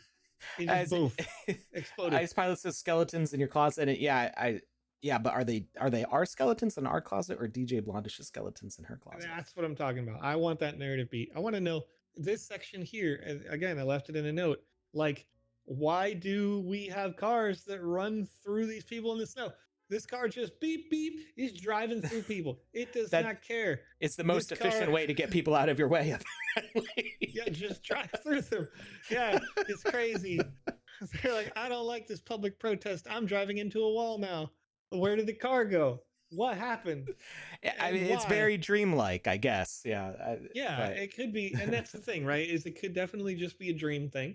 Obviously, that's the overall vibe. You got a dreamscape, but I want to see my dreams translate, or be translatable. Explain it after you have the dream. What's mhm. going on when we talk to Blondish? Like, let it happen, and then now, as I mentioned, we did two things. We completed two puzzles, and we got the third there. Okay, Blondish says, "Cool, this is all, it's going down." Talk to finish experience. This isn't exactly what happened. Uh, so I'm hoping we get to go to that next area. It's all tropical, There we go. pink Okay, pink yeah, palm yeah, yeah, trees. yeah, yeah, yeah. So this part, I liked the fact that we got this like celebration area, but we just learned the harmony skill, and we only got to use it to make Blondish happy, Mm, but that doesn't really connect for me with the first part of the game where I'm the one supposed to be experiencing the one, or myself. And so now that I know harmony, how can I use it in this section? And it would be nice to be able to use all of my powers. mhm. Let's say use the water skill to provide drinks for people at this party, Yeah, or the fire skill to light the bonfire. And so set off you use the fireworks. Yeah, harmony skill to make these people start dancing, stuff like that. Like, I want to see all of my things that I put the work in to acquire now translate to making my characters real life better. That would have taken this thing up dramatically, I think. yeah. The experience is pretty good. So to touch on two things, rewind just a second for the dream Yeah. thing, the experience of dream logic. Um, in games like the Sandbox, you can create things that are very surreal or nonsensical because we're building stuff. You can make whatever you want. It can be crazy, it can be zany. But when you establish that there's a dream logic, you want to kind of drive that home, and you don't want there to be any ambiguity between, is this just a quirk of the game or is this intentional dream dream scenario? And so the way games oftentimes will address that is by having the character kind of interact with the dream logic in a way that acknowledges that it's dream logic. So you'll have in games that are fully voiceovered, you'll have the characters go, "Oh, whoa, what was that?" Or "Oh, that was strange." Like the there will be some sort of dialogue where the character expresses, "Huh, that was weird." Probably because I'm in a dream, and it just kind of helps reinforce that the strange things that you are seeing are intentional because of the strangeness of dream logic and not just an accident or a bug or something unexplained. So when you have a car just mysteriously drive through a wall, if you only do that one time, you kind of want to address the elephant in the room or the car through the wall. Uh, when you do that same thing over and over again, then you've already established that that is just part of the dream logic, and so you can repeat those beats, and players already know, oh, this is just the way the dream is. Like that's fine, and it doesn't take them out of it where they start questioning, like, was that supposed to happen that way, or is this a bug? Um, the other the second bit was using the skills or the powers at the end there. That is a common flaw that I see in a lot of games, not just Sandbox, but just in other games that I've played, where they're like, cool new ability, that was the last level, bye, credits roll. Yeah. And it's kind of like, well, this was really cool, why didn't I get to use it? Like you want to give enough time for the players to appreciate that. And this goes back to what we were talking about with these games. You want them to be complete, and they're kind of like samplers for something more. This is totally a game where you could extend the length of the dream and do more stuff afterwards. So your game, is complete. It did finish. It had a clear ending. But maybe you want to use those abilities more later, and in more ways. When you only get the chance to use a power up once, it doesn't. It's not as fun. It's like, oh, you used it once, and now it's all done.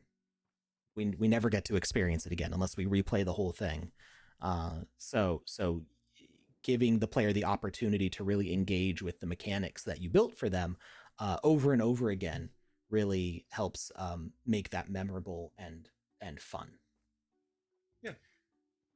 Wing movement feels unnatural and distracting. Are you talking about the wings on the avatar? I think that's a piece of equipment, I believe. Yeah, it is. Yeah. I think that's actually part of... It's actually a pickable asset. It's not even equipment. You only need to pick it up the once, so. Oh, okay. You don't even put it on, so you're just holding it. I think it would probably... I don't know if their game mechanics would still work. They probably would. They could probably still do it because you never have to put down the wings. So if they made it a message on equip and actually use the equipment system, the wings would probably feel better because they would actually place like further back on your shoulders. I'm pretty sure this wing asset is an official DJ Blondish asset. That there's actually a whole set of different wings like this.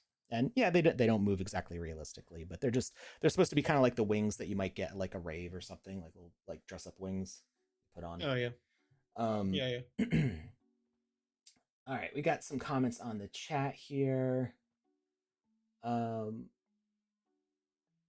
If the brands ever work, Lily Rose is saying that she didn't know who Blondish was until she heard them in the hub and would have never known about them except that they decided to look up what the music was in the hub. If the brands ever wonder if the partnerships work, that worked on me.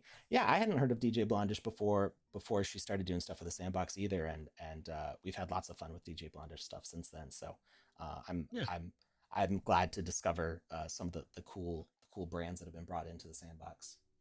Tom Voxel says, "Oh, that reminds me of Ratchet and..." I think you mean Ratchet and Clank.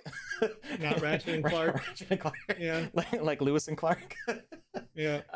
When you get the most powerful weapon at the end of the game, useful only if you revisit levels to get 100% completion. Even being able to revisit levels, take this take this game exactly as it is, but make it so you can go back through the levels and put a bunch of things that you needed that harmony skill to unlock. And throughout the game, let people know like, oh, you don't have, you need harmony to do this. And then when you get harmony, it's like, oh, all those things I did. And then all of a sudden you just doubled the length of your game by making players go all the way back through it, uh, specifically to unlock the things that they couldn't do before. So that's definitely a thing that you could do. Yeah. Yuma Talk says, one of my only criticisms of the original Half-Life is you only get the long jump right before Zen. Yeah, which I think, the long jump would probably break the rest of the game.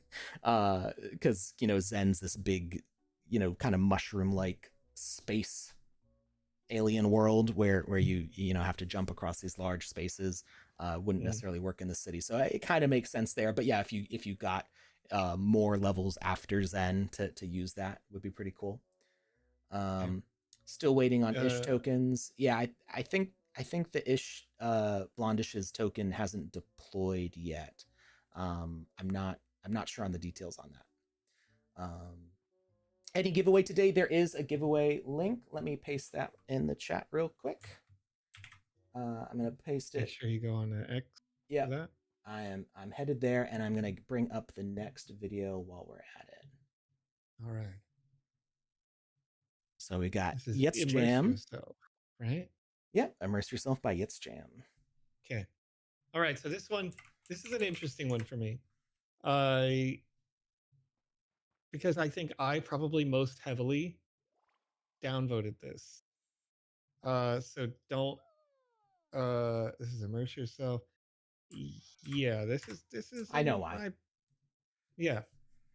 So we're gonna talk about it right away because this is really important for you as a game developer and as a publisher inside the Sandbox game, to make sure that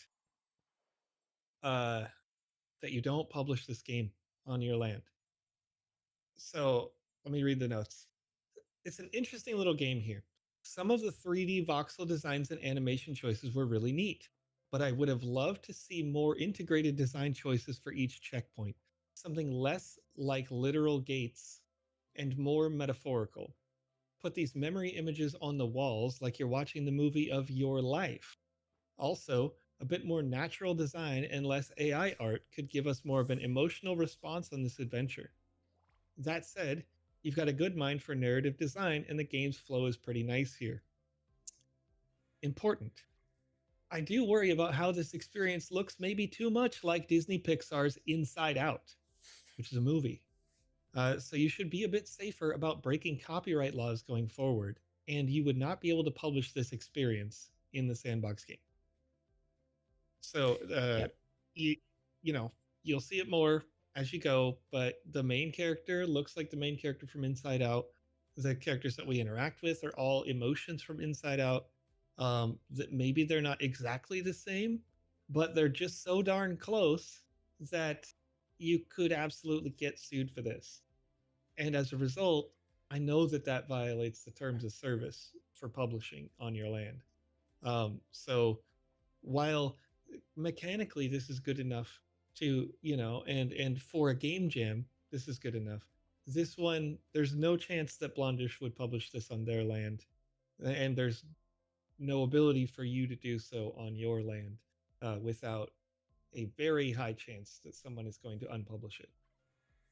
Yeah, and it's you can make games that engage with your emotions and Disney doesn't have a patent or a trademark or a copyright on the fact that humans experience fear and disgust and joy and sadness. Yeah. Like that's just those are laws of nature, right? But the fact that you've got a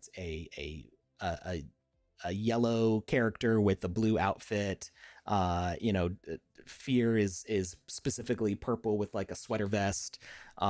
You've got the narrative beat of hating broccoli and a blonde girl with her parents in the images. It's a little too on the nose, and Disney is one of those very litigious companies who absolutely does send people cease and desist notices and shuts things down when they think something is encroaching too close on something that that they made. So it's just something to be aware of. There's nothing wrong with making a fan game and sharing it in a sort of free space that you can't monetize or advertise on, things like that. But something like this would not be eligible for like the Builders Challenge, because you'd be earning sand on what is specifically a Disney IP. Yeah. So yeah, that's why there's some issues with stuff like that. So just be careful with those things. Nothing wrong with a fan game, but you do have to be careful when trying to like enter it into competitions and stuff like that. All right. Right. So then the Got next one more is honorable mention. Rhythm of Awakening. And I have Byverson it on the says, yes, list. Joe, inspired by Inside Out. Daughter wanted it that way.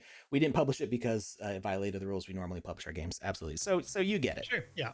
Yeah. And again, it's not an issue per se, but this is just, it's good knowledge for anybody who's watching as well. So I'm going to, and I'll just put it down in the notes. That's why it was only actually one sentence on your notes and didn't like greatly impact your score clearly because you got into the honorable mention section.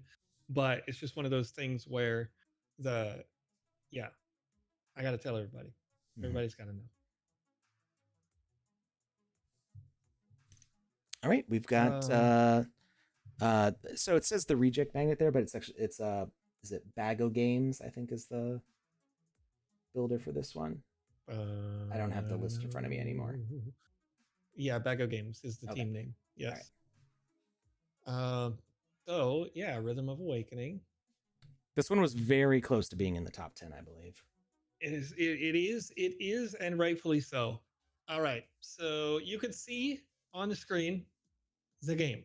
Pretty straightforward, right? You got a couple of chords, and you want to have the chords be struck 1, 2, or 3 on your keyboard when the corresponding eyeball that is that color passes through the chord. You do not want to strike the chord when the bomb is passing through the chord that you are striking. And you get points for when you succeed, and you need to get a certain number of points to get onto the next tier of the level. Here's the note. Great rhythm game that just needs a few tweaks to be one of the best. Sound design. Make your actions translate to some kind of audio cue for success or failure. Art design.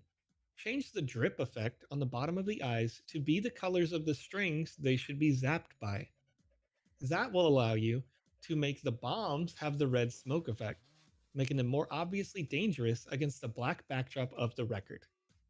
So I will point out that eyeball is specifically a Mad Balls asset, so they didn't make that. But right. You could make other assets that have a similar look to them with that color. I love how DJ Blondish pops up like really in your face. Yes. For those bits. It's fun. It's exciting to be like, bam, she's right there and she's talking to you. It's really engaging with the brand. And I like that. Yeah, and the characters are up and dancing because we're into tier 2 now, right? Like, so there's things that are happening that make sense. But yeah, it's when you make a rhythm game, the visual clarity is super important because there's really only 2 components. It's like the visual clarity that you give, and then like the success or failure noise that happens when you play a game like Guitar Hero. The music plays normally until you fail, and then it goes whatever, right? Like it makes that little like your string bring, like whatever the sound is going to be. You need to know that you failed. You need to know that you're successful one way or another. And they should be light. They shouldn't get in the way of the music. They should cooperate with the music. And I'm gonna guess. I haven't, off the top of my head, I can't remember, but there was another experience where the music synced with when you press the buttons, and that's on a rhythm game gonna be important. Anyway, yeah, good game, good layout, nice backdrop, nice foreground, nice interacting with Blondish, which could be any narrator really. But yeah, just is good. I agreed.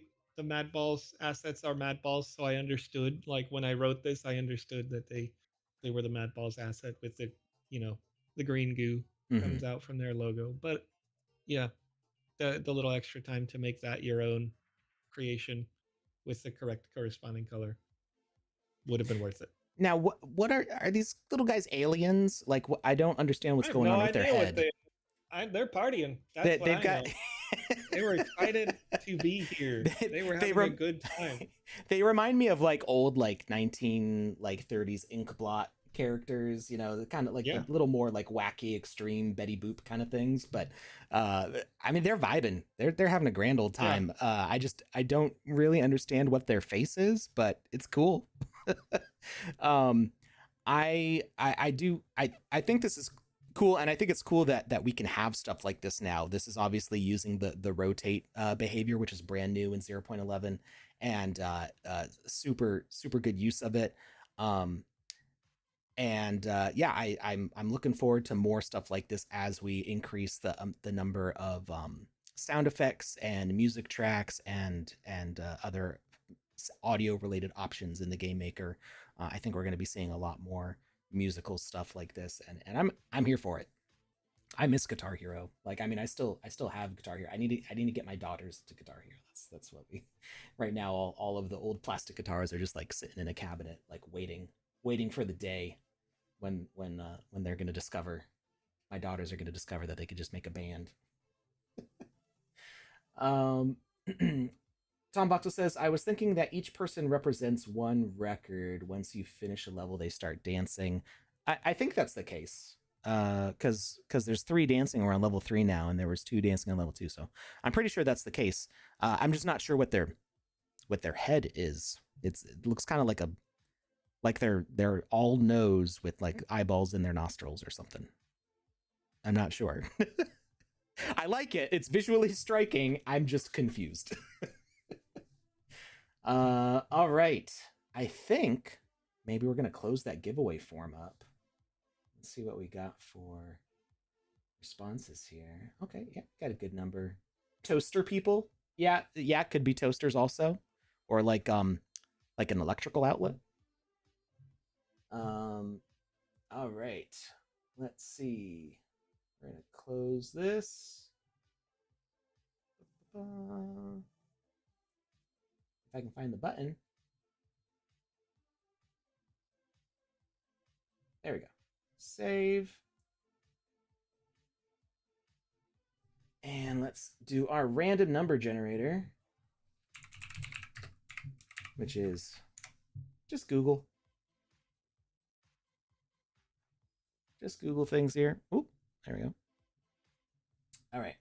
Out of a range of 2, because 1 is our header, and 34, because we got 33 entries. Our winner is, for the orange hat, is 14.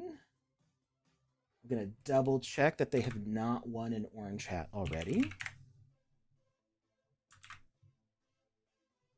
Real quickly here. And they have not won an orange hat, so congratulations to, where was the name? It looks kind of like a Central American, like Mexican kind of name, like ayahuasca, but it's XALUCASA. Zalaska? I'm not sure how to say it, but over on Twitch, congratulations. You just won Wizzy the Orange's Singed Hat. Tagged you in the chat, just so you know. We already have your wallet address, so you don't need to do anything else. I'm going to airdrop that to you soon. And now for our Alpha Season 5 pass winner. We rolled a 9. I see this name, and I have a feeling that they already have a pass, because I know who this is. And I got a feeling that they've already got a pass. They may have been going for the orange hat. And actually, you know what? They do not have an Alpha Season 5 pass. So congratulations to Go West 927. Hey! You just won an Alpha Season 5 pass. Passed. Did I say passed? And You past. did say past. In the past. It's your days without an Alpha Season 5 past. I was so close. So close. So close. You know what I mean. All right. So, thank you for your entries into the giveaway. We are going to move on to our winners here. Starting off with place number 10.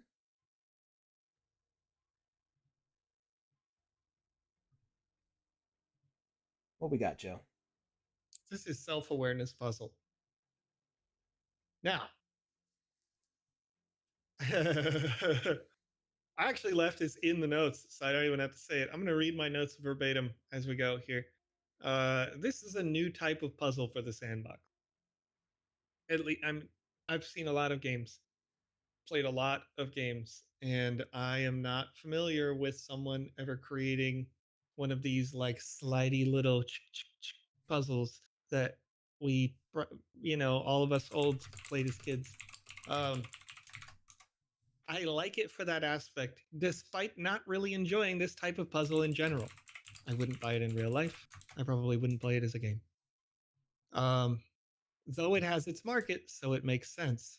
That said, we need more narrative design for the period between puzzles where we have to wait for the long logic loading times. Some kind of story of self-discovery that can help mask the load times between the self-awareness puzzles. Otherwise, pretty good. And while visually simple on the screen, I can see that most of the time given would be on the logic. So, me personally, I can see how you as a developer spent a lot of time to make this logic work. The way that the pieces go into place, they don't just go straight into place. They slide across and sort of bump against the given surface that they are going to move towards. That They're very animation animated. design, yeah, is happening based on logic choices that are happening, right? If it knows it's going to move up, it's triggering that animation when it reaches that point, boing, bouncing off of that. So very good in that regard. But again, if you just skipping a little bit ahead in the video, you're going to see what I'm talking about, where you get finished with puzzle number 1, and in order to have all of those logic happen for puzzle number 2, you sat there at a loading screen for a while. And again, this part maybe a little bit slightly my personal bias of like, do I like this type of game? Like I was ultimately I'm waiting for a loading screen in a game that I don't gameplay wise care to play. Now, when I'm being objective about a review, right, I'm going to recognize the things that you did really well in this game. But when I'm being subjective, my view of this type of game, again, I'd be like, it's not for me. That said, you like this right here, this animation that happens after we succeed at finding the puzzle. This is really nice. This is well done. You get like oh, you did it. So that's great. But now we're just waiting in this loading period for a while. The So again, loading, just a side yeah, note, this is not a like a criticism or anything. The loading reminds me so much of Spyro. I know it's yeah, not exactly the same font, but it's just like the way it's kind of pulsating and golden. mm-hmm. I'm getting Mm-hmm. nostalgic for a loading screen, which is kind of funny.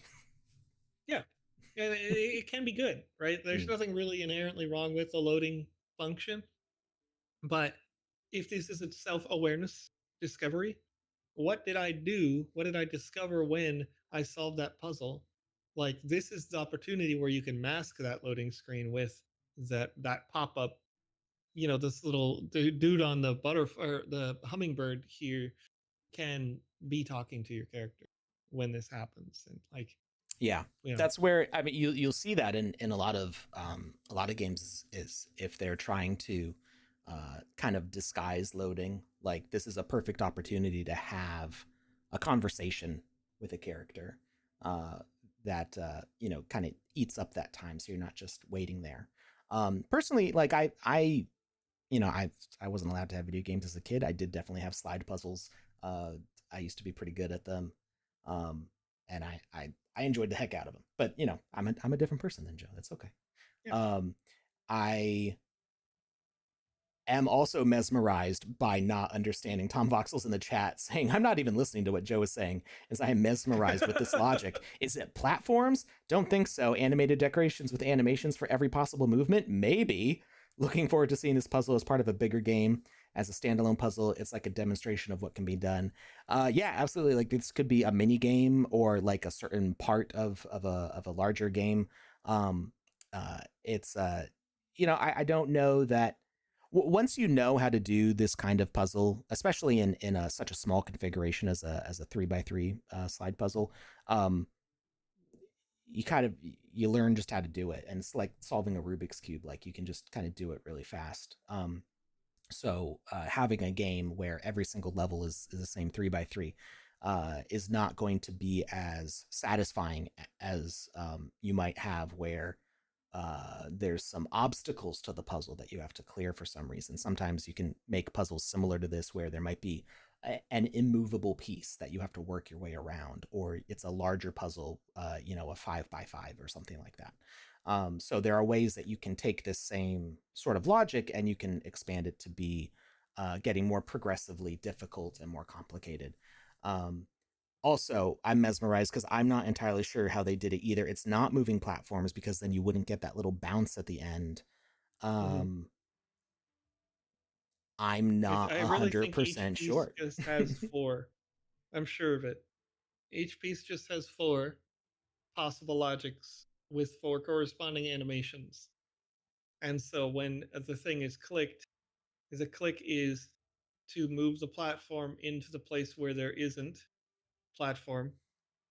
So they are on platforms, but also there's a separate logic that's happening that says trigger this animation on this timer. You know the platform is going to move over the course of 1 second. So we know the animation length.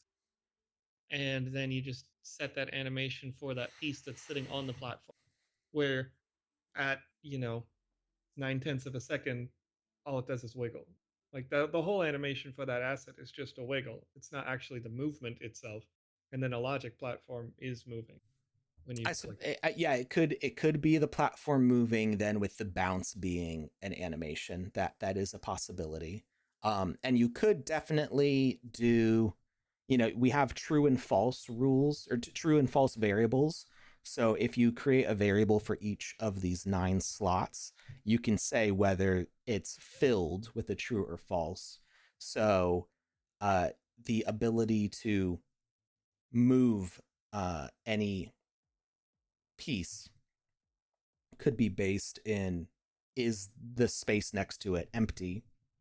And if that's true, then go ahead and move it. So you've got a whole bunch of logic that just says not possible, and then only Yeah. a few that say is possible.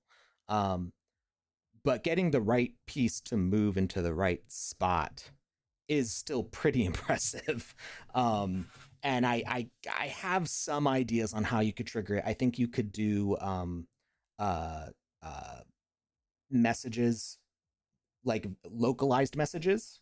So if you're standing in a specific spot, the fact that that spot is empty would send a message to the piece next to it to move over. It's still it's great. It's great. Mechanically in real life, this is a very simple thing to make. You just need 8 tiles on a board and can just move them. Um, making this work in game logic is pretty impressive, and so well done for that, at least. Yeah. And then yeah, like the spinning effect and all that stuff, that's really cool. So not everybody's type of game, certainly, but really well executed for what the mechanics are. Yeah. And Who it's was the ironic. creator of this one? I don't have the list in front of me, and their name doesn't show up on the video. Where'd the list go? This is Yuri. Yuri Big I don't know if they're BX. still. Yeah. Um,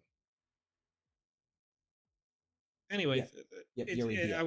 wanted to leave a little fun thing for you in the chat. There actually is an intangible possible 2 points that I could give for a game, and I gave this one of those intangible points called wow factor.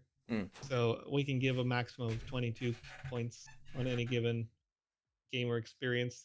And of all of the submissions that we got, only a small handful, what is it, 3, 6, 8, I gave 8 games any type of a wow factor point, And it's and for this a was kind one of of game them. he doesn't even like. I don't even like this kind of game. But that's where, you know, it's important as game jam judges to be impartial. Like, you can have types of games that you prefer, but you also need the ability to like observe a game and be like, yeah, not my cup of tea, but is this well executed for what it is? Would people who like this kind of game enjoy this? Yep. All right, moving on to number 9, the Metamorphosis Quest by Craft Palm. All right. Real quick. Yes, go. The jump animation on this worm, all I can think of is Heimlich from A Bug's Life. I'm a beautiful just a little chubby Absolutely. guy. I gotta tell you, Alex, you're reading my notes out loud. I haven't seen Joe's notes, so never seen him in his life. Okay. The notes on this bad boy. Cute art direction here! Exclamation mark. I love that the world feels like each element belongs with each other. Though I could have liked to see the walls, ground, and other elements be more visually interesting. Is that for this? Oh no, okay. Or maybe closer to the real thing. I'm like thinking out loud when I'm typing, you know what I mean? So the tree concept works, but it looks a bit like we're on the inside curve of a brick wall. Your character design reminds me of A Bug's Life, but it's diverse enough to be separate, which I like. I felt as though the game got appropriately harder over time, adding a bit more diversity to the gameplay where we're breaking up these parkour challenges with narrative moments, and I'm happy. So, I think you're like in some sort of like sewer drain or something here, because like looking at that hole in the background, right. I think you're in some sort of like clay vessel at this point. Yeah. But you are at a tree later on. Yeah. But no, I was totally thinking of this moment, thinking that I was already in a tree, because there's just... It does say in the quest to climb to the treetop, so... Right, yeah. And I don't know, like, that it makes complete sense, but it wasn't clear that I'm stuck in the sewer right now. But again, that's the narrative designed to break up the parkour challenges a little bit more. That would have helped, I think. I just can't get over that jump. A little. No, it's great. Flop. Just put some butterfly wings on it that are super tiny, and you got me. It's over. Like, but also that would probably make it infringe right into that A Bug's Life. Right. Like exactly the problem that we mentioned earlier. Keep this distinct from a Pixar movie, right? Yeah.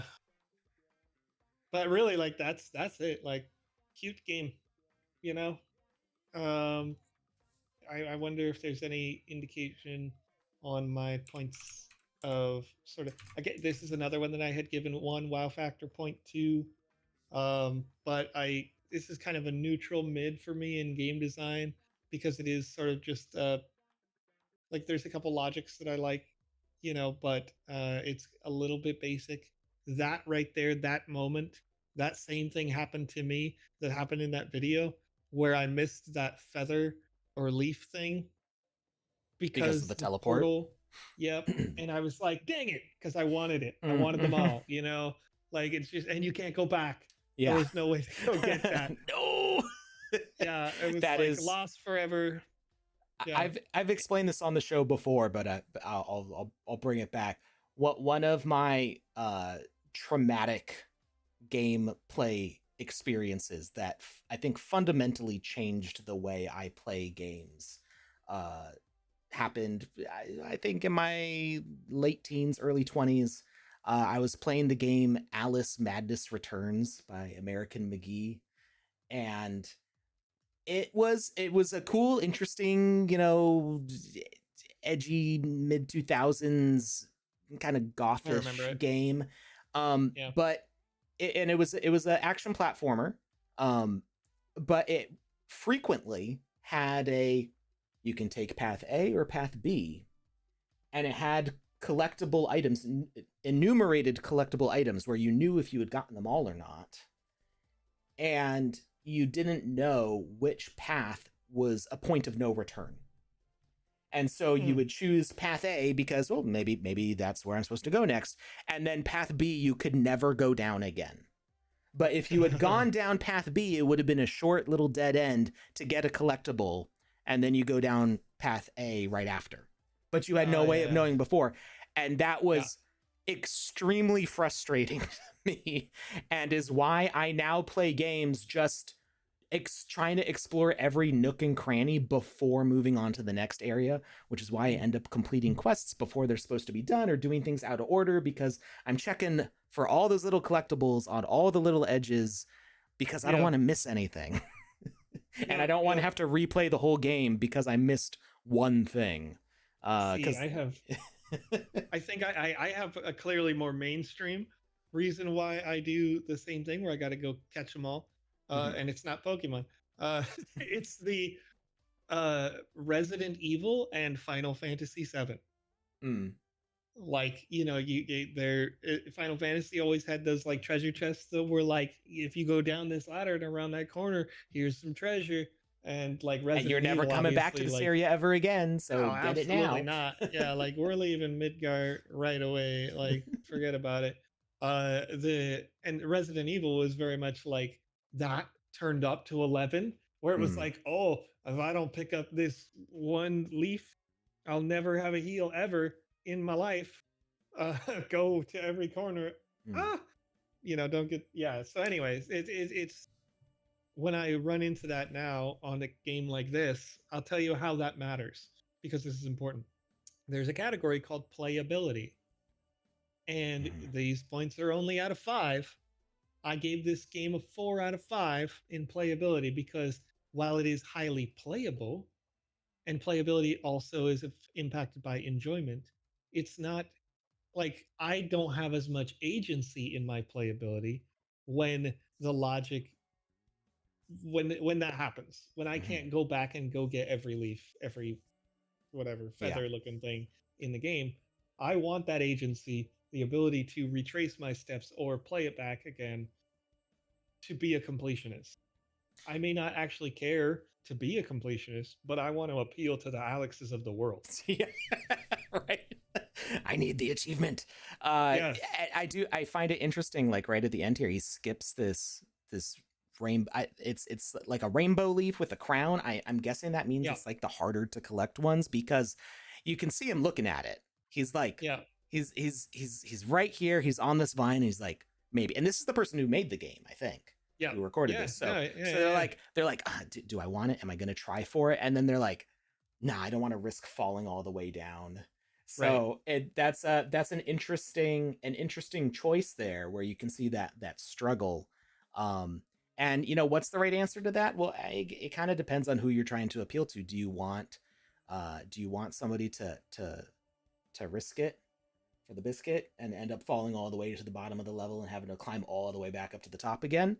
Um, and that's where you can start to employ some other mechanics, like, okay, maybe you can have a completionist run where you get all the leaves. Maybe you have a speed run where you do it in the shortest amount of time. You may not want to try to get all those leaves to get it in the fastest time, so you start giving some different choices for different kinds of players for what they may want to reach for. And then me, I'm going to try to get all the leaves in the shortest amount of time, and hate myself by the end of it. um Yeah. and it is interesting. You get to the top here, and it doesn't look like the top of a tree. So I feel like maybe the quest is kind of like misnamed. Maybe there was a design decision, because this still, it feels like we're inside a pit, not inside of a tree. Right. And when we get to Yeah. the That's what I'm top, we're saying. not at a treetop. We're at ground levels. So I Yeah. think maybe just changing the name of that quest would make it a little less ambiguous. Like, make your way out of the sewer, and then you can employ some different um, environmental design where like the edges of the wall don't really change on the way up. You know, maybe the bottom could be a little darker, dungier, and you're like getting up out of this dark, dim space to find the light above or something. But Yeah. I mean, still super cute, and all is forgiven with that little chubby little jiggly jump animation. It's great. Yeah. Uh, Added about a minute and 20 on Twitch right now, but we're gonna move on to the game, The Soul Bar, and see what we can get. this one, I don't think we're going to be able to talk about it all in a minute because this one is wild. It's funny. I totally can, personally, but I don't know if I want to smash it all in there. Wonderful We can use of the snooze it. Game Maker tool. Quite cinematic and engaging. Playing through the challenges was interesting. We snoozed it? Heck yeah. Though I think the soul level could have been more in tune with intangibles, like the colors we picked in the first challenge, rather than the dancing purple people. Um, in the end, I was expecting the drink to reflect the color choices I selected at the start more, but I like this one. Could have had a higher score had my decisions made a more clear difference in the end result. So, um, due to the nature of a game jam, when you make a multiple results sort of experience, unless the game specifically and overtly tells me that there are going to be multiple results, um, like right off the top, I'm probably only going to play through it once and assume that your content is going to show up. But you can see on this particular level, which is a little bit trippy, I'm grabbing colors. So what did I do? When I played through this, I grabbed only red and blue. I did not go grab every color. I thought I'm making choices that are going to impact, because this is all happening in my psyche, in my subconscious, or whatever. So in every potential option, I'm like, nah, dodge the white, dodge the green, dodge the purple. And I'm only grabbing those two colors. And what happened at the end of the game is I got served a whiskey that had separated colors, but it wasn't those colors. So I was hoping to see, like, why am I grabbing these colors then, right? Like, what is this saying about me? And I didn't see anything in the narrative design that told me that grabbing the colors that I picked resulted in this, whatever it may be. So there was something in the narrative design at the end that talked about what, type of personality I had. But here, I grabbed all the glasses that were whiskey. So it made sense that that's what I got. Just the brown drink. I didn't grab every drink. I only grabbed brown drink. So this person is grabbing water glasses and margaritas or daiquiris or whatever. And so, like, should they be given a daiquiri at the end, water? How do we know whether that is true? And so, yeah, I only grabbed the one to try to see, like, how can I push the game logic to be in tune with my character's personality there. And Yeah. again, it didn't really feel like it translated, but it seemed like this part made sense because I ended up with a whiskey. Is it totally random? No idea. Yeah, I think it would be interesting to have maybe some meters, not necessarily visible, although visible can be interesting too, to see like what you collected of each kind. So that way you get a little bit of visual feedback of like, okay, I'm grabbing these and I'm going to keep on grabbing these, for a certain balance. Yeah. This level here negatively impacted my points rating personally on game design because the maze like thing that pops up out from under the ground will push you up with it. Obviously the physics are on and they're on for a reason, but your like little floaty white ball will then fly because the maze is there. Um, Whereas it could have possibly, like, instead of getting shoved up from under, could have like spawned or despawned possibly, or it really doesn't ever have to go away. It's visually interesting that it disappears, but there's the symbols already spawn in random places, so it's not really necessary for it to do that. Mm-hmm. And then the inside your heart section, this one was just a bit frustrating, so I gave it down a point on playability for this, because even using like the sprint slash roll function, which still totally works with this little white dot, and they're not using it in the video, um, the face is disappearing while having the maze pop up. You could only grab one. You could Mm-hmm. possibly sometimes get lucky and be able to have enough time to grab two faces, but you could be sprinting and still not be able to get like that melancholy face on the side. I might not have been able to grab that at all if I was in the top right. Mm-hmm. And because I was only looking to grab one emotion, and that was like I think I was doing like the heart eyes emoji was the one I was trying to grab. I couldn't go get it every time. So yeah, like again, not a huge deal. Clearly, you're in the top 10, but if I can push the game more in the direction that I wanted to push the game in, and then see those results have out, then I'm happier with that. And I might have replayed this game many times, like, assuming it gets published to your land. Yeah. So it would definitely be more. I think this would have ranked higher with a little more clarity on like what you're trying to do and what the end results are going to be. But visually, this is maybe one of the more, if not most, impressive games in this jam. Just for the really cool visuals. I mean, it is trippy. Like I could see this being the backdrop video to like a DJ Blondish like actual live performance. Like this is the kind of stuff Yeah. that they would have up on screen. You've got all this stuff going on. Specifically, like I was not expecting. I just go in like watching the videos that are recorded by the creators, and I go and edit this video together. So I'm seeing this entrance. I'm like, oh, this is cool first person entrance going on here. I thought maybe this was going to be like a bar sim or something, and then when it goes to this, I'm like, oh, what's this? And the moment when the game actually starts, I was really surprised that all these little squares just go flying in different directions. Oh, we just had an ad. I'm sorry, Twitch. Welcome back. I wasn't paying attention to the chat. But they click OK here, and it just blows up. And I don't know how good this looks on stream, Yeah. because this is one of those things where like where video compression kind of ruins this stuff. But you just see all of these little squares. They just all go flying. So I'm gonna pause it just so you can like appreciate how like zany that is. Like this was just a Yeah. really visually cool thing. This wasn't even a VFX. They must have duplicated an asset in VoxEdit a whole bunch of times, because you kind of see it's like a repeating pattern. But just the way they did it was just really super cool. So big props to that. And then you get the eyeballs opening and stuff. So just some really really cool stuff happening with all of these. And then once you get past the soul, you go back to the bar. So yeah. Yeah. Always All right. exciting to see what people do with this is what I mean by like bending what you do in the game maker, because you approach something like the game maker and you're like, oh yeah, I'll make like a 3D third person platformer, sure. And then somebody makes something like this and it's just like, what?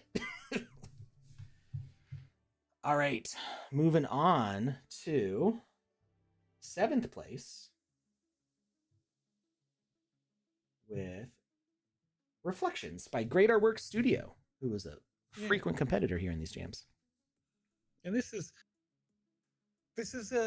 visually cool. It's clear that the title is indicated by the mirrors. I like it. You've got different the mirrors are essentially serving as portals to take you into the next function. And we'll get straight to the notes. An interesting take on fear here. So I try to take my notes like in order of when I did each type of thing. I said, and your art direction was fairly nice. Doubt was colorful and bright. Impatience was a bit weaker in level design, though, while unique all the same. What I would have liked to see was more balance in how long it took to complete each of the three functions, since they are all meant to be core parts of the self. Specifically, I would have cut down the number of puzzle pieces we needed to find in the fear section to about 4 to 6 pieces rather than 9 that you need to find now. Pair that with an expanded narrative design when we're interacting with our reflections of the self a little bit more, and you'd have a top level experience. Though this was on the top end already for me. So, you can see here probably one of the, for me personally, least appealing mechanics that people like to throw into a game, and that is a maze, especially a blind maze like this. Uh, you know, it was fine, but you can see it's going to be true in the video, as it is true for most people, that this takes a long time, which is okay that it takes a long time, assuming that the other challenges also take about this much time. But you're going to spend most of the time in fear, this, trait. Um, It is doing a cool thing. When you are finding the puzzle pieces, though, you can see the iris seems to open up a little bit more, so you can see better. Um, at least I'm just noticing this now. Somehow I didn't notice this when I was playing. Probably mostly because I was just like, darn these mazes. But yeah, let's see. You want me to skip ahead? I want to confirm that the iris opens a little bit more. It does. It started real small, and it's each time you collect a piece, it gets a little bit wider. Yeah, but again, I wouldn't really, because it's the function of just running around in the maze that is, again, this is a personal thing, but mazes are annoying. Like, it's cool, but like uh like I actually like paper mazes. You know what I mean? But I like paper mazes. You don't like running through a maze. I don't like running through the maze in a game where I have to where I got to backtrack. Because when I do a paper maze, I like sort of, I don't actually like start with the pen and like get to an end and go, oops, I messed up. I draw the line with my eye before I get, the whole line with my eye before I get, and then I go, okay, now, Yeah. So that's not possible in this style. In a paper maze, the retracing of steps also is instant. You could just jump back to like, oh, that was a wrong turn. Let's go this way instead of retreading. So it is, it's one of those things. It's not for everybody. Some people really love mazes. To me, it depends on like how the maze is executed and like what my options are running through the maze. I think that makes a difference. I haven't thought about what makes a good maze for me specifically too much. I can do a corn maze in real life. We have one, Yeah, it's fine.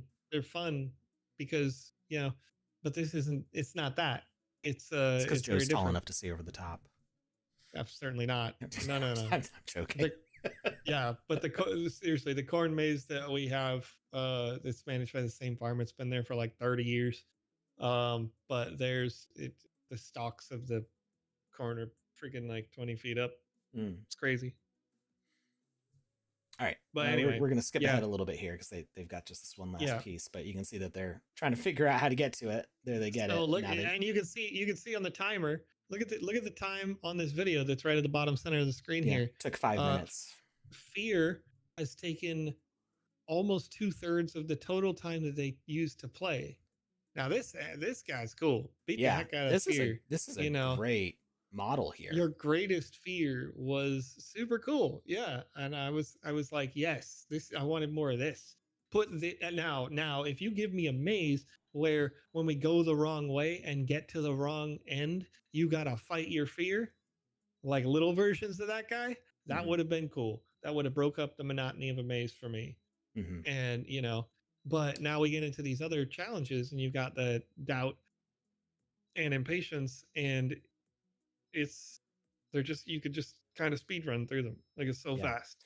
Well, and here it's interesting that you say, when you get to that dead end, you fight something. That's exactly what's happening here is you get into this space, you get locked in, you have to fight this guy, and then it's going to unlock and let you through to the next, which I think I think this is a really, going from something like this bright pastel to the monochrome, black and white, really cool visual. And I think really well executed for here. And I think doing something like that in the maze would have made it a lot more interesting. And Yeah. as you're saying that, I'm thinking about like what makes a good maze for me, and it is having something that keeps it from being monotonous. The thing that can make a maze tiring is when you're just running.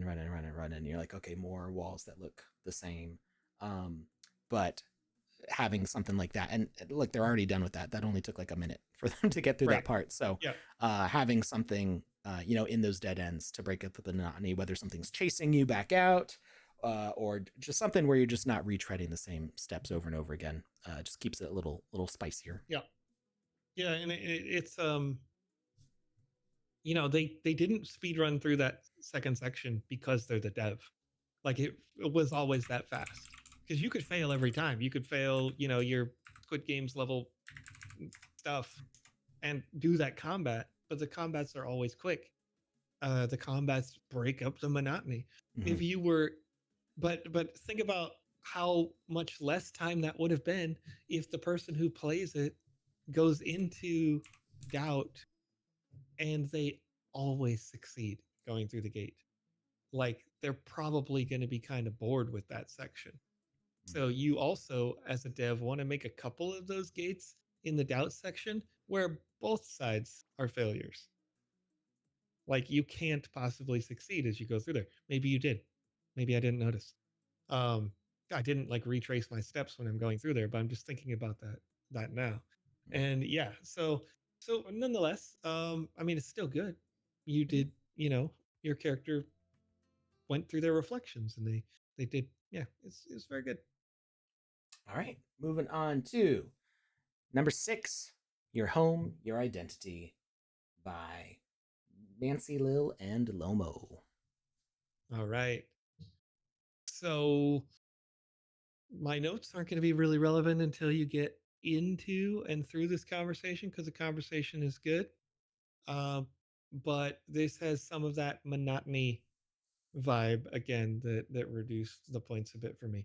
So before I get into like exactly what my points are, I'm gonna or my the overall notes. I want to talk about my points. The weaker aspects of this, I believed, were game design and playability, which sort of goes a little bit against what I might normally rate for something that has a lot of logics like this game does. But the game design for me felt a little bit weaker because it just takes so darn long to do what you're supposed to do instead of having a rewards mechanism, a sense of achievement. You do get a good sense of growth as you are doing things, but the goals aren't being met and then broken up with another type of mechanic. Uh, anyway, here's what I wrote. A fantastic sense of progression here, but a longer build than I might have expected for some of these functions. If you're looking for a longer format game with all of that Factorio like functionality, then this is nice. I'd like to have seen some animations in the tree felling, maybe in the stone breaking, something spiced up on the factory machines, making them more animated when they're producing materials. That, combined with a deeper narrative, and you'd have connected me with the world in a way that I miss just trying to build the house alone. It's a nice house, though. So we've done the mining, and the mining results in the assets going into the place, and you can then take those assets that went into the place and you can put them into manufacturing. And it's got you did a great job UI wise for each one of those manufacturing stations. They have little pips there with Mm. like the light that goes from gray to pink, Yep. and then it starts. Like that's all really nice.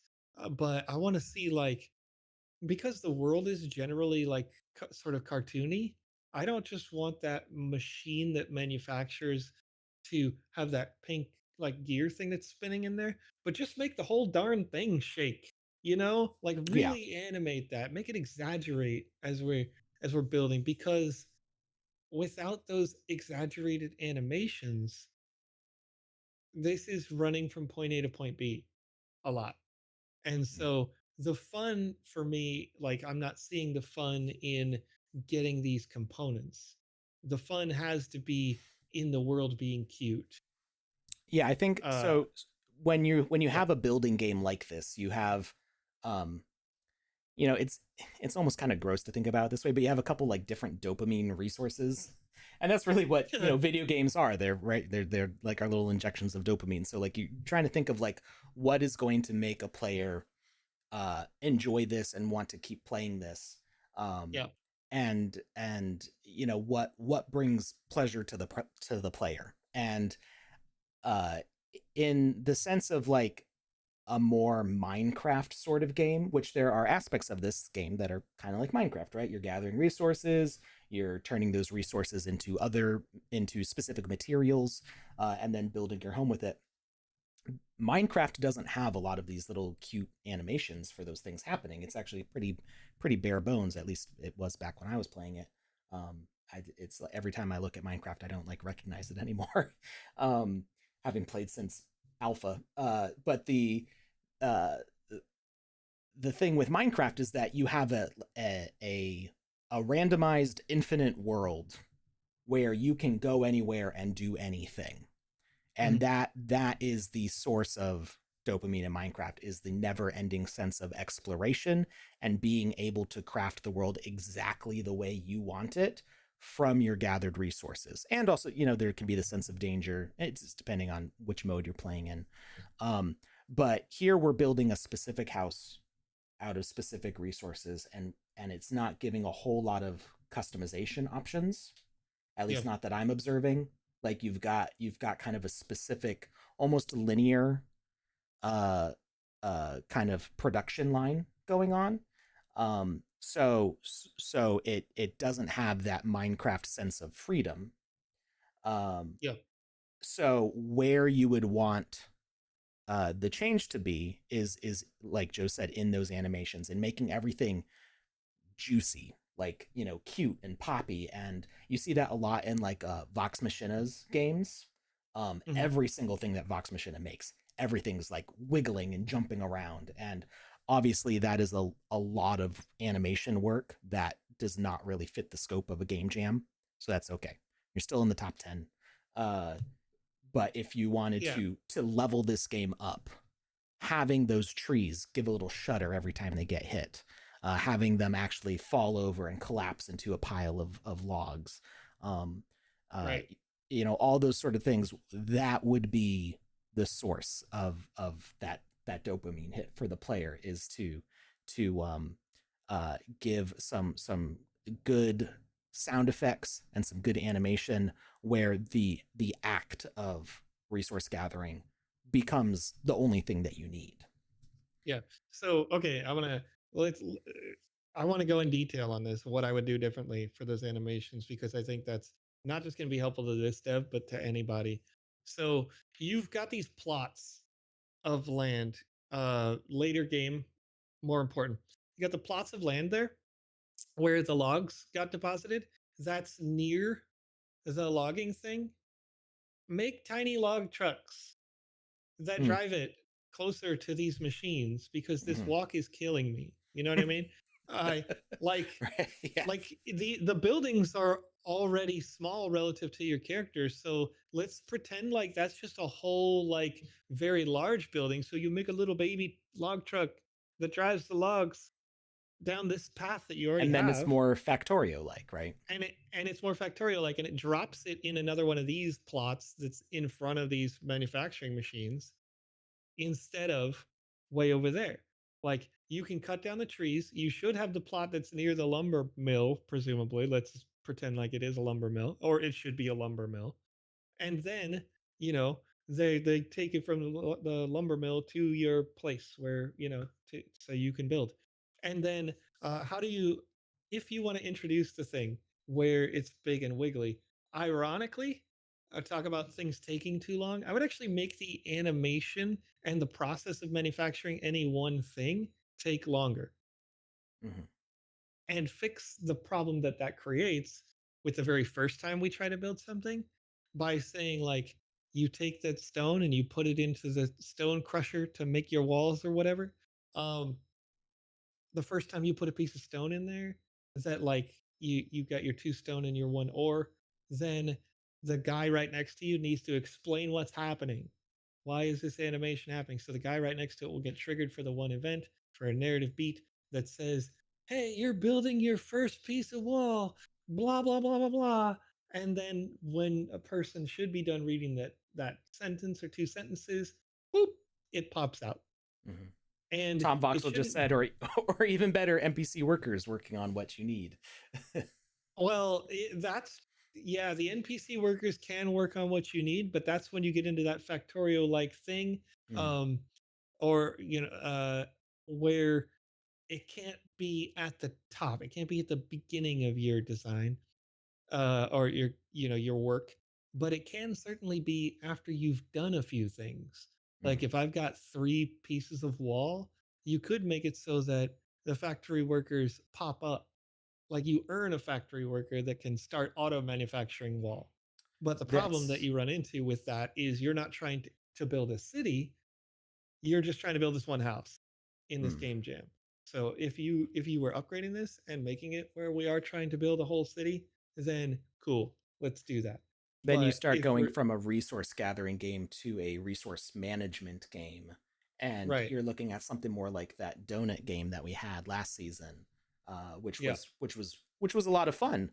And you start looking, like Joe said, if you're making those animations take longer, then you're not just make this resource, grab this resource, take the resource to the next thing. You're saying, make this resource while that's going. I'm going to go and get that resource and get yeah, that thing going. And then the dopamine supply becomes, how efficiently am I running? Did I activate all the things? Are they all running? Are all my machines humming at the same time? I'm so good at yes, this.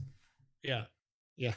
It's exactly that. Yeah, like this again, this stone, you're getting some white slate stone of some kind, looks like to make glass, sand, I guess it's sand. um so if I'm collecting sand off of the beach to put into this sand manufacturing thing, little tiny little dump truck, you know, just little baby dump trucks over Mm-hmm. there that bring it to the front. Same thing. We're going to bring the sand in and whatever other components. When these trees die, instead of just making them explode, you give them a death animation where the tree bashes into the ground. Mm-hmm. It can just disappear. That doesn't matter. Like But half of the appeal of playing Minecraft is the little sound yes, when you break a block. Like the yes. amount of the very first time I played Minecraft, I don't think there was even a wiki yet, and I had no idea what to do. And Yeah. so I just started punching not a tree because I didn't know how to craft. There was no instructions in the game. I started punching through dirt and then through stone, and it takes forever to punch through stone, but the little noise of those of those Yep. stones getting destroyed, I was like, oh, okay, Yeah. yeah, I can keep doing this for a while. Punch your way through a mountain, and then you find out, Yeah. oh, like, oh, I need to This could have been make a way easier. pickaxe. Yeah. But Turns that out got the me logo. through. That was just that sound, the little crumbly animation on the side of the block, and then the little sound Yep. effect when it Yep. destroys. So all those little things, you've got a cute aesthetic, a cute layout, and you want to bring it's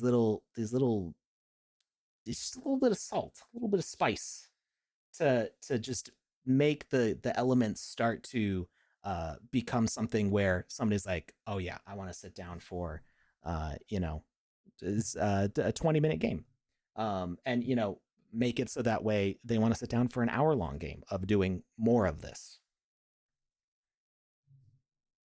All right, just Alex. chugging monsters. I mean, that's as we do. As one does. Joe's got his Red Bull. That's okay. I'm not brand loyal on my energy drinks. I'm also not really brand loyal. This is just in my kitchen. All right, moving on Drop your to beat, Alex. Drop your beat. fifth place. Drop Your Beat by Apex Wolf. We've got another DJ Hero style game Yes.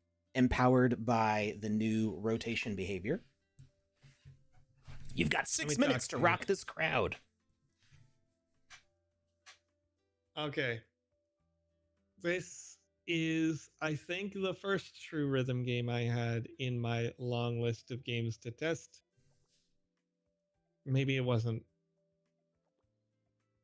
Here's a note. On the one hand, this may be one of the most well-designed rhythm games in Sandbox history.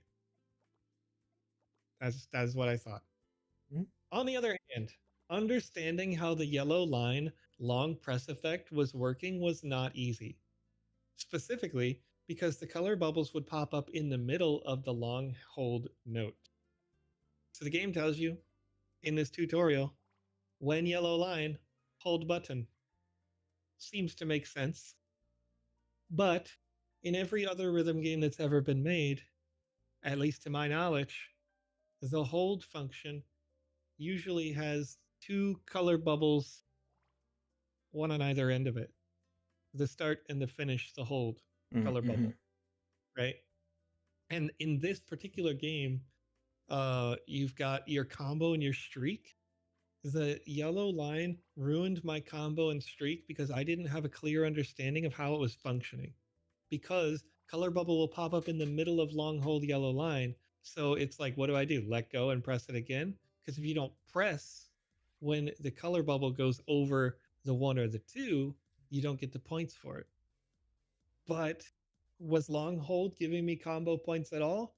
The world may never know. Literally, still don't know. Mm. So I say I'd love to see those dots not just not be on the long hold lines or always be at the beginning or the end of the lines. Yeah. That would be much more clear to the player so that they know they can play those as mentioned in the tutorial. That said, this is really great, and that's one small flaw. Taking this up to perfect, make the music activate and react to the notes I'm playing out there. Good work. So, Yeah. like the music is playing, but when we push the buttons, we're not really getting any like audible changes. And this is again, I'm gonna hit this every single time we see a rhythm game. Every time it comes up, if the rhythm buttons aren't affecting the music, then what are we doing here? I want to like make that interaction make a change in the game. And you can see here the dev is not. They just completely ignored the long line. They didn't hold the line. I'm trying to figure out the streak. That one on the blue side happens to actually have had the thing there. Their streak continued.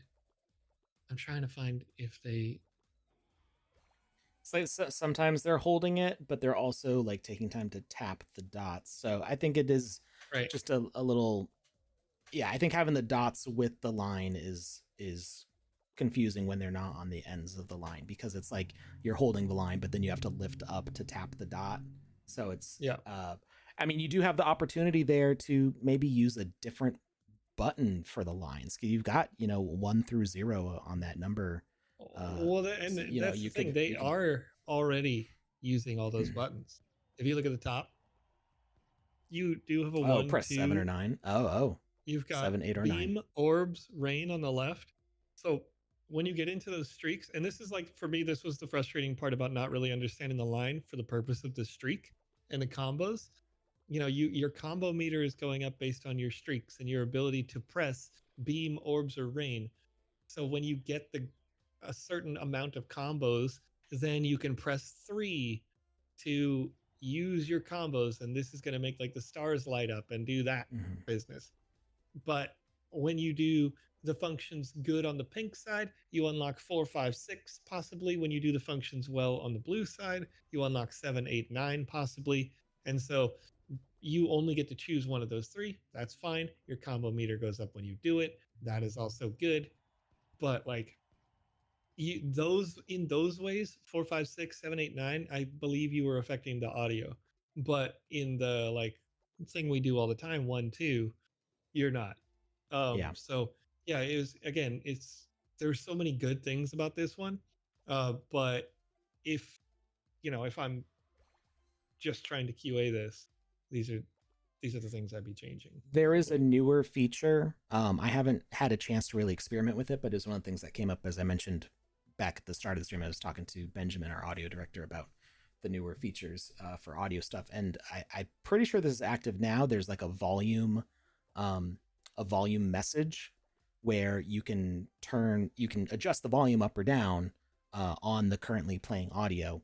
So I'm pretty sure that you could keep the music track going, but use the message to decrease the volume or even totally mute it, with the track not losing what time it's at, and then bring it back up. So if you missed any of these dots, you could drop the volume down and then have, if there's some sort of like, oh, like disappointed audience noise, like, what happened to the beat?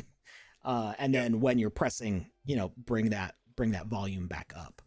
So that way, you actually do become in charge of the music, instead of it being like, uh, the current state of it. It's almost like you're not in charge of the music. You're in charge of the visuals of the show. Yeah.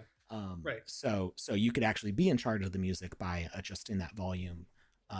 So that way there's more audio feedback for the player. Um, I would it got would it one also? more. Oh yeah, go ahead. Okay, one more thing I'm thinking as I'm watching the video. Right at the bottom of the screen, where the records are coming around, right? Um, put a red line there. A needle that would be like, obviously, like a DJ station doesn't have needles, right? But that's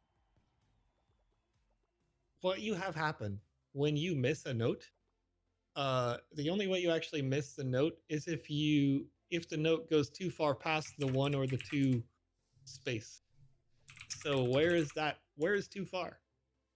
And so a red needle on both of them, like, you messed up. That also, because the logic is already there. Like when they go too far, there is a defined. They're gonna have to mess up, and I don't think the devs really gonna make too many mistakes here. But um, yeah, the yellow line could spawn a little bit later. Put a red needle there, and they missed one blue one, and it didn't happen until almost like when the thing got to my microphone here. But yeah, that red needle to say like, this bad, don't let it get this far before you push this button, Right. Yeah. The will help. failure state, Yeah. that you get in Guitar Hero when you mess up too many notes and then the crowd boos you out. Oh no, I'm not even talking about that. I'm talking Oh. about Oh. literally a record needle arm thing, right? Mhm. But not being the arm, so that there's a visual indicator, so people aren't questioning why they lost their streak. Oh. Because Oh. you'll Okay. know why Yeah. you Yeah. Yeah. Yeah. lost your streak Right. because the circle went all the way down instead of exploding the circles that are spinning around. Um, you didn't explode it and it hit the red, and so Got it. when it hits the red, it could be like you could make the audio cue happen of like that record scratch, whatever. Hmm. That's a failure. And yeah. Got it. Anyway, I was a little bit distracted because I got alerted to something. Just FYI, hope everybody's being safe, out there in the metaverse. Don't follow links in the in-game chat. I don't recommend it. First of all, you can't click them, so you have to manually type them. Um, it's just an annoying way to try to share links. Um, and I don't know of anybody who is sharing links in the in-game sandbox chat who is trying to do good things with it. So it was just alerted that, potentially, ill creator who we've seen in the game, over the years, may also be hacked. Seems like something's going around. Um, Maybe, several people were compromised by the same person. Not sure on that, but, uh, it seems like their account is currently posting WeChat, links in the in-game chat. So don't try typing those. Be safe. Use your noggin. Um, and as soon as the stream's done here, I'm going to talk to our security team about that, because actually links like that are not supposed to show up at all. So, they're supposed to, anytime there's like HTTP, www, that all is supposed to get blocked anyway. So I'm not sure why they're showing up at all. Don't type them out. It's easy as that. Don't type them. You can't click them. Don't type them. Okay. Um, Wanted to give away 5 lands. He only owns 1. Yeah, don't engage. um, Yep. Yep, Lawrence also stop clicking following links everywhere. Go to the source and or spend time to verify. Absolutely. That's even when I get official Sandbox emails, I very rarely click the link that's in the Sandbox email because I can just go to sandbox.game and follow the links that are on the announcement page there. Because people find email addresses and they try spoofing the way things look. So just be careful. All right, Yep. moving on to Cosmic number Disco. 4. This is by Tortico. Tortico. This All is right. like a bunch of mini games, and it is pretty cool. Cosmic Disco, finding it on my list. Doop doop doop doop doop doop boop boop boop boop. All right. I it's so crazy. Like when there's not too much to like criticize, the notes get short. So here's my 3 sentences I had for you. Sorry about that. A solid use of your voxel assets and an understanding of the locked camera to have characters narrate your experience. Interesting and varied gameplay with each of the 4 main quests. A little bit more focus in the art direction and connecting us with the world. And I think you've got something very nice here. So, um, just check it And out. that and that's Check it out. that. That's it. That's the uh, whole thing. so this one's pretty long, about 17 minutes. So we'll kind of skip through and just kind of show off like what's going on in this one. So Yeah. we've got this space to explore, and then we go and it takes us to different mini games. Yep. I want my daughters to play this one specifically because my younger one, who's 7 right now, she loves this exact puzzle game. I don't know if any of you have been to a Chili's recently, but they've got the little tablets on the table, and there's a game which is not licensed to Pokemon, but definitely uses Pokemon characters. I'm not sure how long that's going to last, but it's one of these connect the lines puzzles, and she's obsessed with it. It's like she wants to go to Chili's for dinner just to play that game, not because of any other reason. um, but really cool use of this, and I'm not entirely sure how they make this work logically. Like I guess I suppose if there's only one solution, then you could just check if the correct color tile is in place. You don't have to check. You're not doing like a circuit test to see that the two nodes are activated by linking the colors together. You're just checking like, is this tile purple? Is this tile purple? Is this tile purple? So that makes sense. But these can be a lot of fun. I think there's only 2 in the circuit puzzle. Yeah, I think there's only 2 in the circuit puzzle. So you could easily make a game that is nothing but this and get Yeah. lots of players on it. Because I remember, I think even like I played a Legend of Zelda game, I think, that had a similar mechanic in it, back on like Game Boy Advanced or something. Then we've got Plants vs Zombies, basically. Pretty much. Yeah. Another super fun game. So really, I mean, like I said, this is like your appetizers taster panel for a game jam, except instead of like one appetizer that could become a full course, you did like the trio where you get like 3 different appetizers and like, okay, Yep. let's make all of these full meals. So Plants vs Zombies, another super successful game. This looks pretty well executed. You're I'm not entirely sure. Okay, yeah, you do have a coins up here, so you're placing different obstacles and offensive and defensive towers in this sort of grid tower defense game. Yep. We've seen other games in this style developed before, but this one seems pretty good. I like that it's top down, which is usually you see them going from right to left. The enemies in this style of play, but having them come from the top just feels a little more dramatic. And I kind of dig it. So yeah, good job with that bit. And then we move along to the next area, which is was this like basically Simon? Just Yeah, kind of it's Simon for sure. yeah. So 100%. not necessarily what my pick would be for in a video game. I feel like Simon is a lot of fun when you have like a physical object to hold and you're pressing the buttons in the right order and stuff. Yeah. You know, You could have done that though. The thing is like that would be a change I would make to this particular Simon thing. 1, 2, 3, 4, 5 on the on the keyboard. number keys. Yeah. Yeah, let's use that mechanic instead of having to walk to them. Right.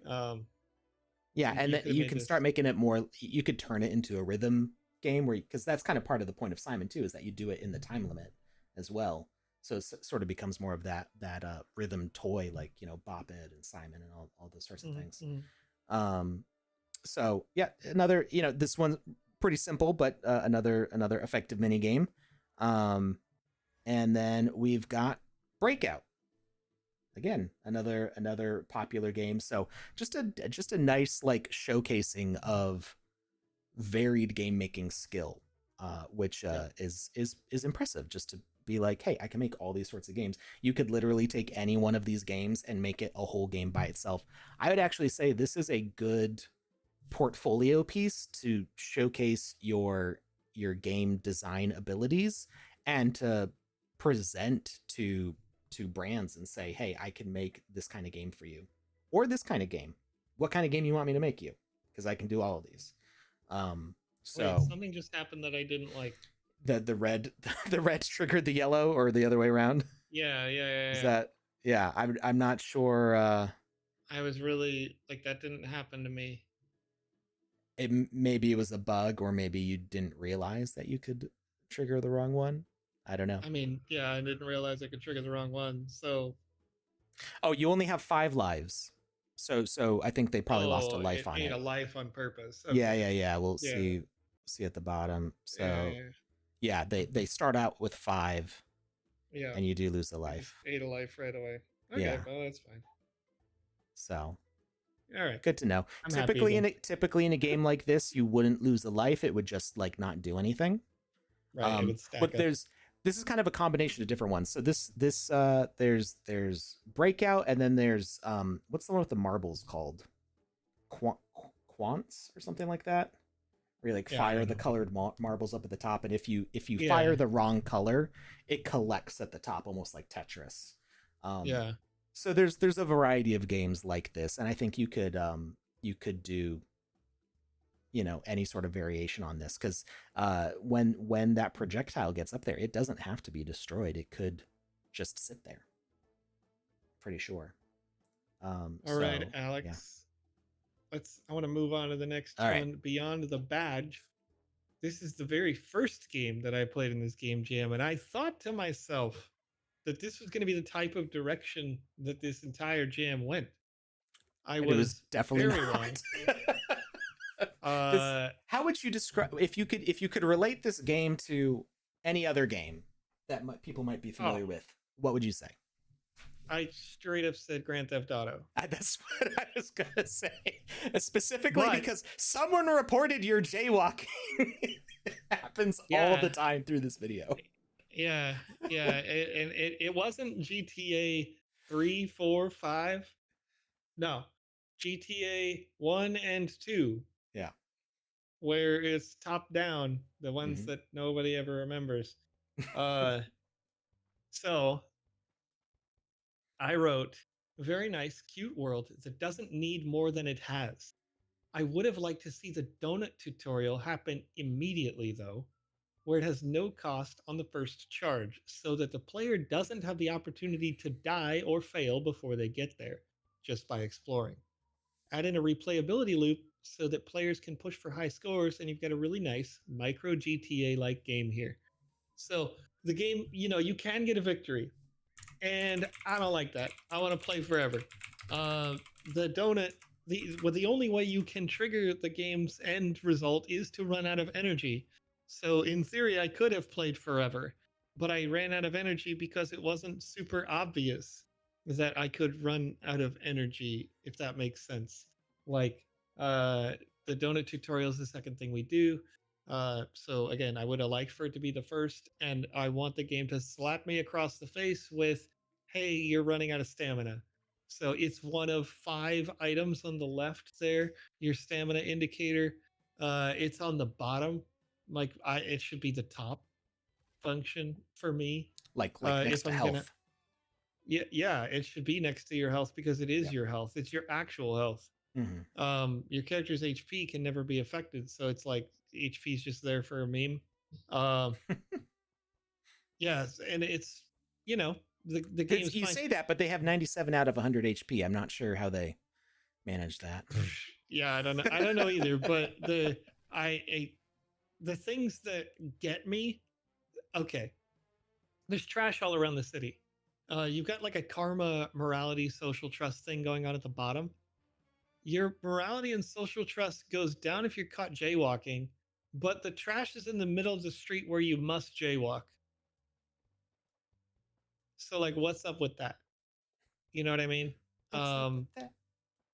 I want to see that change so that I can only lose karma when I do bad thing on purpose. Mm. And, um but really good game. My dog is going to start barking for no reason. That's crazy. It's been doing that a lot lately. Yeah, go ahead. Yeah, you could potentially like negate, if you trigger the jaywalking before the jaywalking is actually like hey, you could have it like negatively canceled or positively canceled, just canceled by the act of collecting the trash. Like do a good deed to avoid It's just getting in trouble or something. for me, it's don't put the trash in the middle of the street, Or devs. or that or that. Yeah. Like put the Yeah. trash in the city park so that I Right. can get positive karma for being positive. And you could have the jaywalking still be there and give me negative karma, like because I'm acting in such a way where I don't give a heck about this city. I don't care about its drivers. Like that's what the jaywalking is. I don't care about the cars in the street. Mm-hmm. But yeah, uh, I overall like I liked the. I'm trying to figure out like what this. Okay, they're just really good at the handcuffs mechanic that they have. If you don't know, chat, Like batarangs. the fact that they're using the handcuffs for flight so smoothly and easily took me a while to figure out. Um, It's kind but of like because you're Super Mario Odyssey, almost throwing the hat yeah, out and jumping off of it. It yeah, is it's pretty exactly cool. that. Yeah. But you're supposed to use those handcuffs too. I didn't know you could throw them after you already threw them. I so okay. This is like Joe watching a There's a speedrunner. lot. Like, Yeah, there's a just lot like happening what? here. So the objective of the game is to catch the thieves that are around the city. The thieves pop up at random. You throw the handcuffs at them. You can throw them like straight, or you can throw them like in a hook shot. And you can use the hook shot to climb on the roof. And you're like, there were many times where I just bopped him on the head. There's a thief in the fountain right now. You can't tell because it's inside a rubber duck. But if you, or the duck floaty thing. But if you catch those thieves, good karma, good, good job. How much stamina they got? 56%. So they're killing the game. I had no idea that you could use the handcuffs to like throw them slash fly for a while, and then I didn't know that you could throw them after you already threw them. It's crazy. Dude's going wild with it. Look at that. He just yeeted himself across the map. Never in my life. Anyway, all the so things you can do with handcuffs that you never knew, Joe. there we go. Beyond the badge, you know what I mean? Like they're just committed to greatness over here. Overall, what I give this game, I gave it a 5 for creative idea. Usually I reserve the creative idea for on a 5 level for games that have wholly and completely designed their arts. That their art is done not just with intention but with function. I think all of these things happened here. You're seeing like a whole heck ton of thieves inside the jail there at the prison now. It's probably a fire hazard at this point. But level design, I gave a 4 to game design was a 4, You playability got was to a 4. transfer some of those inmates to state because it's it's just not safe in Like there. it's getting crazy now, dude. So yeah, good game. Got some wow factor out of it for me as well. I think that's probably a trend with all the ones that were in the top, couple here.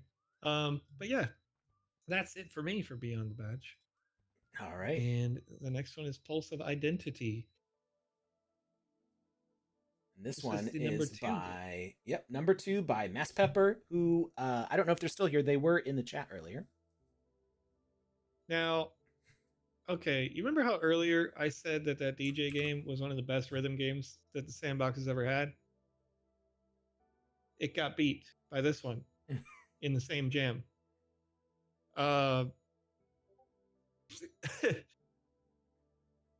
First sentence is why. The way your rhythm game had an excellent UI that matched up with the music was perfect. So they implemented this rhythm. First of all, I didn't love this part. Just to be clear, right here, this like getting into the rhythm thing, the fact that it took so many pips to do that, no thank you. Make it like 3. Ding, ding, ding. It was cute though, like jamming out on the guitar. Super cute, but I don't need it to tick for like 10 ticks. You know what I mean? Like we're just taking too long. Yeah. But the like look at this. Why 10? Why 10? I get it. This is a tutorial. We want to awaken our inner selves, but I've learned how to hold the right mouse button a long time ago. You know what I mean? So let it be for 3 ticks. So it's absorbing that yes, we are doing it correctly. It's not taking too long. This is where the meat and potatoes is. This is the real game right here. You could have not had that whole other part at all. 10 out of 10 would play again for me. Okay. So I'm going to continue with my notes. I said, that said, for the excellent UI matching the music, where I would frequently, the game was lacking in the area of sensitivity. So that 1, 2, 3, 4, that little fret line there, where the notes come past that, the sensitivity, not good enough for me. It's not squishy enough. I need more room to, I failed too often. So I'd say I would frequently miss notes at the higher difficulty despite hitting the notes, or so it felt to me. Like I would be hitting those notes. You can increase the tolerance for the good bad hits by moving the logic nodes slightly further up the frets and adding a second node to both the askers and the speaker components on both ends. This will make sure you don't have to worry about the left to right tolerance, because I could see that as a problem, right? I don't want to hit the number 4 and have the number 3 go off, while still having a more forgiving detection area. So I could understand why the sensitivity was the way that it was, because you put just the one node on the 1, 2, 3, and 4, but like sort of double that up and just push it this way up the frets and down the frets just a little bit on either side, so that you can get, a positive trigger effect. That's it. The narrative was nice. The game was good. It played well for me. And this is the rough part, right? When you get into these jams and you're trying to decide like what's the difference between this game and the very best game, and it's it's a razor's edge. It's so close. I'm going to turn up the audio so you can appreciate. Yeah, absolutely. How it's synced really well. Yeah, they took the time to listen to the music and figure out what would make sense rhythmically. Which, is a lot of work, but I think it was pretty effective. I mean, that's what makes Guitar Hero good. Mm-hmm. If we're doing that, then that's essentially what you've done. It's killing it. You're doing a great job. Jazzwolf says, I've been wanting to create this in TSP. Yeah. There's so many things that I've wanted to create in the Sandbox. Just never enough time for all of it. Yeah. I was so impressed when I saw the fretboard and everything coming down. And it starts off with with this. And it's like, okay. I'm thinking, I hope they Dragon Force it. I hope they threw the fire and flames with it. And when you get to the end game here, they definitely did. You know, the notes might not be flying down as fast as you might be used to in Guitar Hero, but there's a lot going on here, and I hope to see Mass Pepper continue working on this and doing more with it, because this is cool. Yeah, there's a lot of new songs in the sandbox. There's even more coming, and so it would be cool to see. You know, it doesn't have to have all the narrative stuff. The narrative stuff is cool. It is cool to have like a story mode in this, but also to be able to just have a song selection and be like, you know, all these 10 songs from the sandbox. Let's play all of these. Yeah, a lot of work involved in that, but I think it pays off. Also being able to really hoping that we get the leaderboard enabled for single player games, because for people who played Hat Collector, you might have noticed, you know, there's kind of like a lot of delay between clicking and the hats getting activated. A part of that was because it was a multiplayer game, because we wanted the leaderboard. And there was just not really a way around that. So this is understandably single player, not just because of the kind of game it is, but you want the precision of it being an offline game in the sandbox. But being able to have a leaderboard with this and getting score streaks and high scores and stuff, that would make this a very frequently played game. So, good job.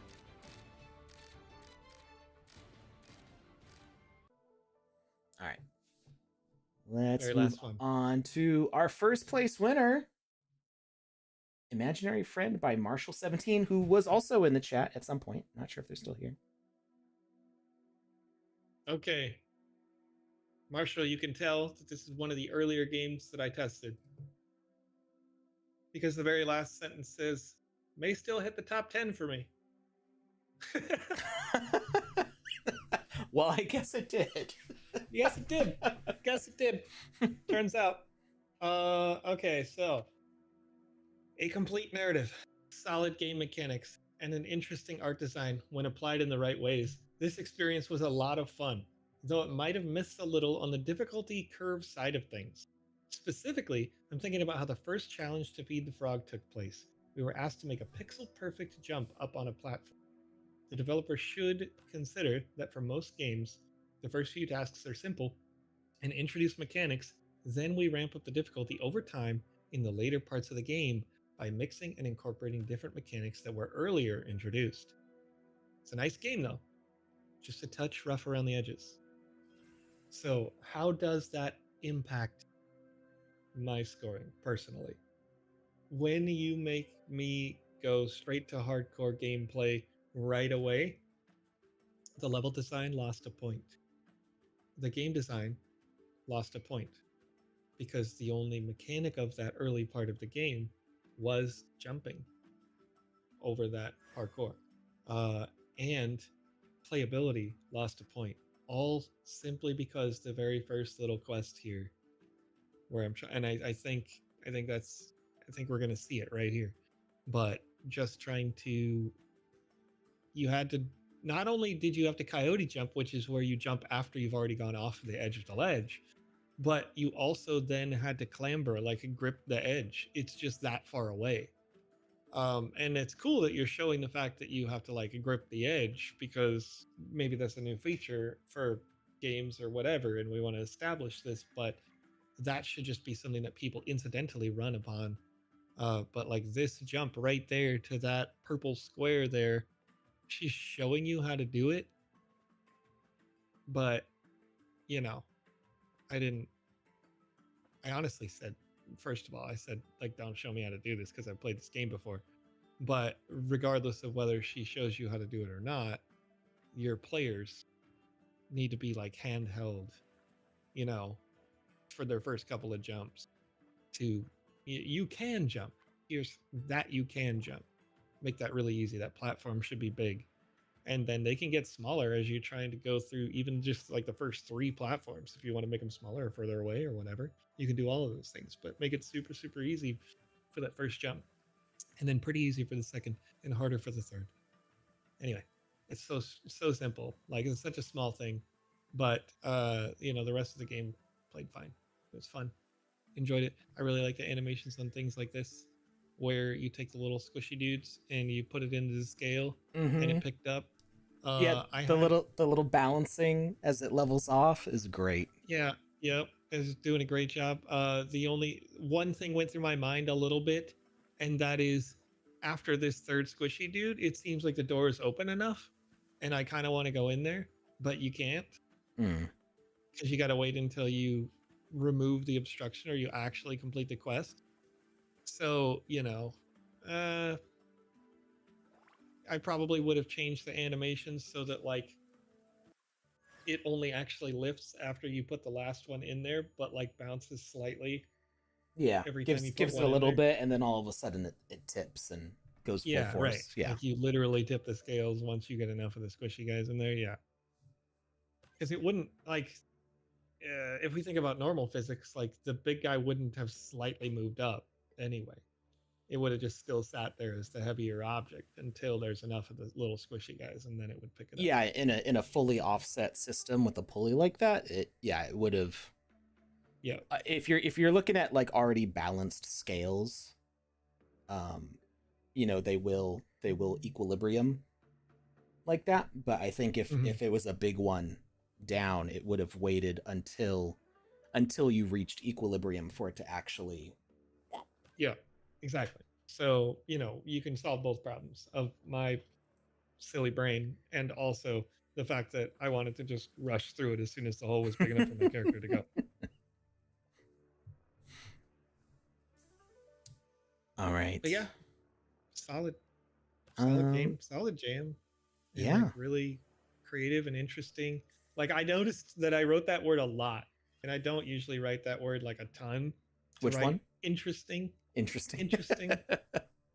I wrote that a lot, and I actually laughed about it, like, right as we were getting ready to go, like, on this show, of like, boy, if I have to read these notes, people are going to notice I said interesting a whole bunch of times. Like, Well, I because think normally they go out in emails, like, to those people who want them, right? So, like, yeah. that's not a People big kind deal of in that case. see their feedback kind of in isolation, so like they don't know if you Yeah. use the same word a lot. But I think it's kind of a testament to the sort of creativity that DJ Blondish is inspiring in having that sort of psychedelic, introspective vibe to her music and her persona that people are doing interesting things, and sometimes Yeah. don't necessarily have a better word for it. I love these little skeleton guys. um all having like their own different way that they flip out of the lava. um Oh, yeah. so yeah, you do have a you could use other words like, oh, unique and varied and things like that, but yeah, they all are interesting. So Yeah. See, my writing wasn't very unique or varied. It was all very interesting. Yeah. yeah, well, when you play, what, almost 50 games, Yeah. it's sometimes it's hard to find 50 words for the Sometimes same more thing. than 50, like, what's the biggest one I think we've ever had was like 75 or 80 games in a single jam. And that, Something like that. Yeah, it was a yeah, lot. it was pretty crazy. Those were, That was a crazy week yeah. to cram those, but this is good, You, man. you play you play 20 to 30 games in a single day, and your brain's just like mush. Absolutely. All right. It's, Well, yeah. we will let you play these games on your own. You can check them out in the Sandbox Game Maker. Usually, you should just be able to type in Discovery, and you'll get most of these because they're pretty much all prefixed with the Discovery GJ for Game Jam, and then all the different ones listed up there. This list of games will, I believe, be published on the Sandbox's official Twitter account and probably on the forum also, so you can check out all the names there. And give other games a try too. Like just because it wasn't in the top 10 or the honorable mentions doesn't mean that it wasn't a good game. There are a lot of we have a limit of 10 honorable mentions because we have to put a limit somewhere. But there are other nominations for honorable mentions beyond the 10 that got the most honorable mentions. So there's lots of good stuff out there. Always interesting things in the sandbox to explore. Ha! So we've been going for almost 4 hours. So we're gonna go see if there is somebody that we can raid, and then I'll be back with Lucas on Wednesday for another building stream. So let's see who is online here right now. Anybody in the sandbox besides us does not look like at the moment. Before we go, Alex, while you're finding a streamer, I just want to tell you, chat, that if it was only me, if it's only my votes that matter, which it is not, Drop Your Beat would have won. The one where you hold the long hold button. Yep. And I couldn't understand the high score system. Like, how do I make this streak work? Drop Your Beat would have won for me. But also, it's not just up to me. And my second place was the one that was basically Grand Theft Auto, even though I don't like Grand Theft Auto at all, which is kind of weird for me. Sometimes you find things that you wouldn't have expected. All right. Well, it looks like only one person that I'm familiar with is streaming right now. So we're gonna go raid Lou, who's playing Raven's Quest right now. Let's go have some fun with them. I believe Raven's Quest is a Web3 game. So go and check them out, and we will be back. Well, Lucas and I will be back on Wednesday. Joe, when's the next time that you stream? I have a tentative schedule that is not 100% locked in for either the 18th or the 22nd. Okay. For the GMAE show. So if you are creating for the next game jam, which I did not look and see when it is open, so I'm not going to say right now. But if you're creating for the next game jam and you want some feedback on those games before we get to the voting period, then I can help you make that game higher quality before you have to submit it. There we go. And it's very likely that that's going to help you get a higher score, because I've been voting on these things for a really long time, and I'm going to help you as much as I possibly can. Yeah, actually, dang. Joe was a judge in the very first game jam, and yeah, pretty much.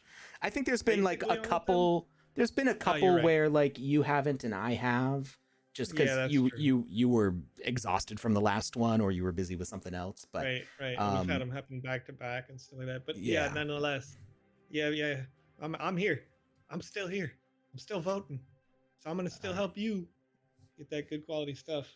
All right. It looks like Play Game for Fun is actually getting started on a stream themselves. So maybe it will raid Play Game for Fun. Let me grab their Twitch username here for the raid. So Play Game for Fun, what are you going to be playing? You going to be running around in Alpha Season 5? Fun. Alpha Season 5, all right. Hey. Let me give a shout out when you're live, because I guess I'll have it up on Twitch here. So you can actually raid before they're live. Oh, true. I don't usually try to do that, but it is possible.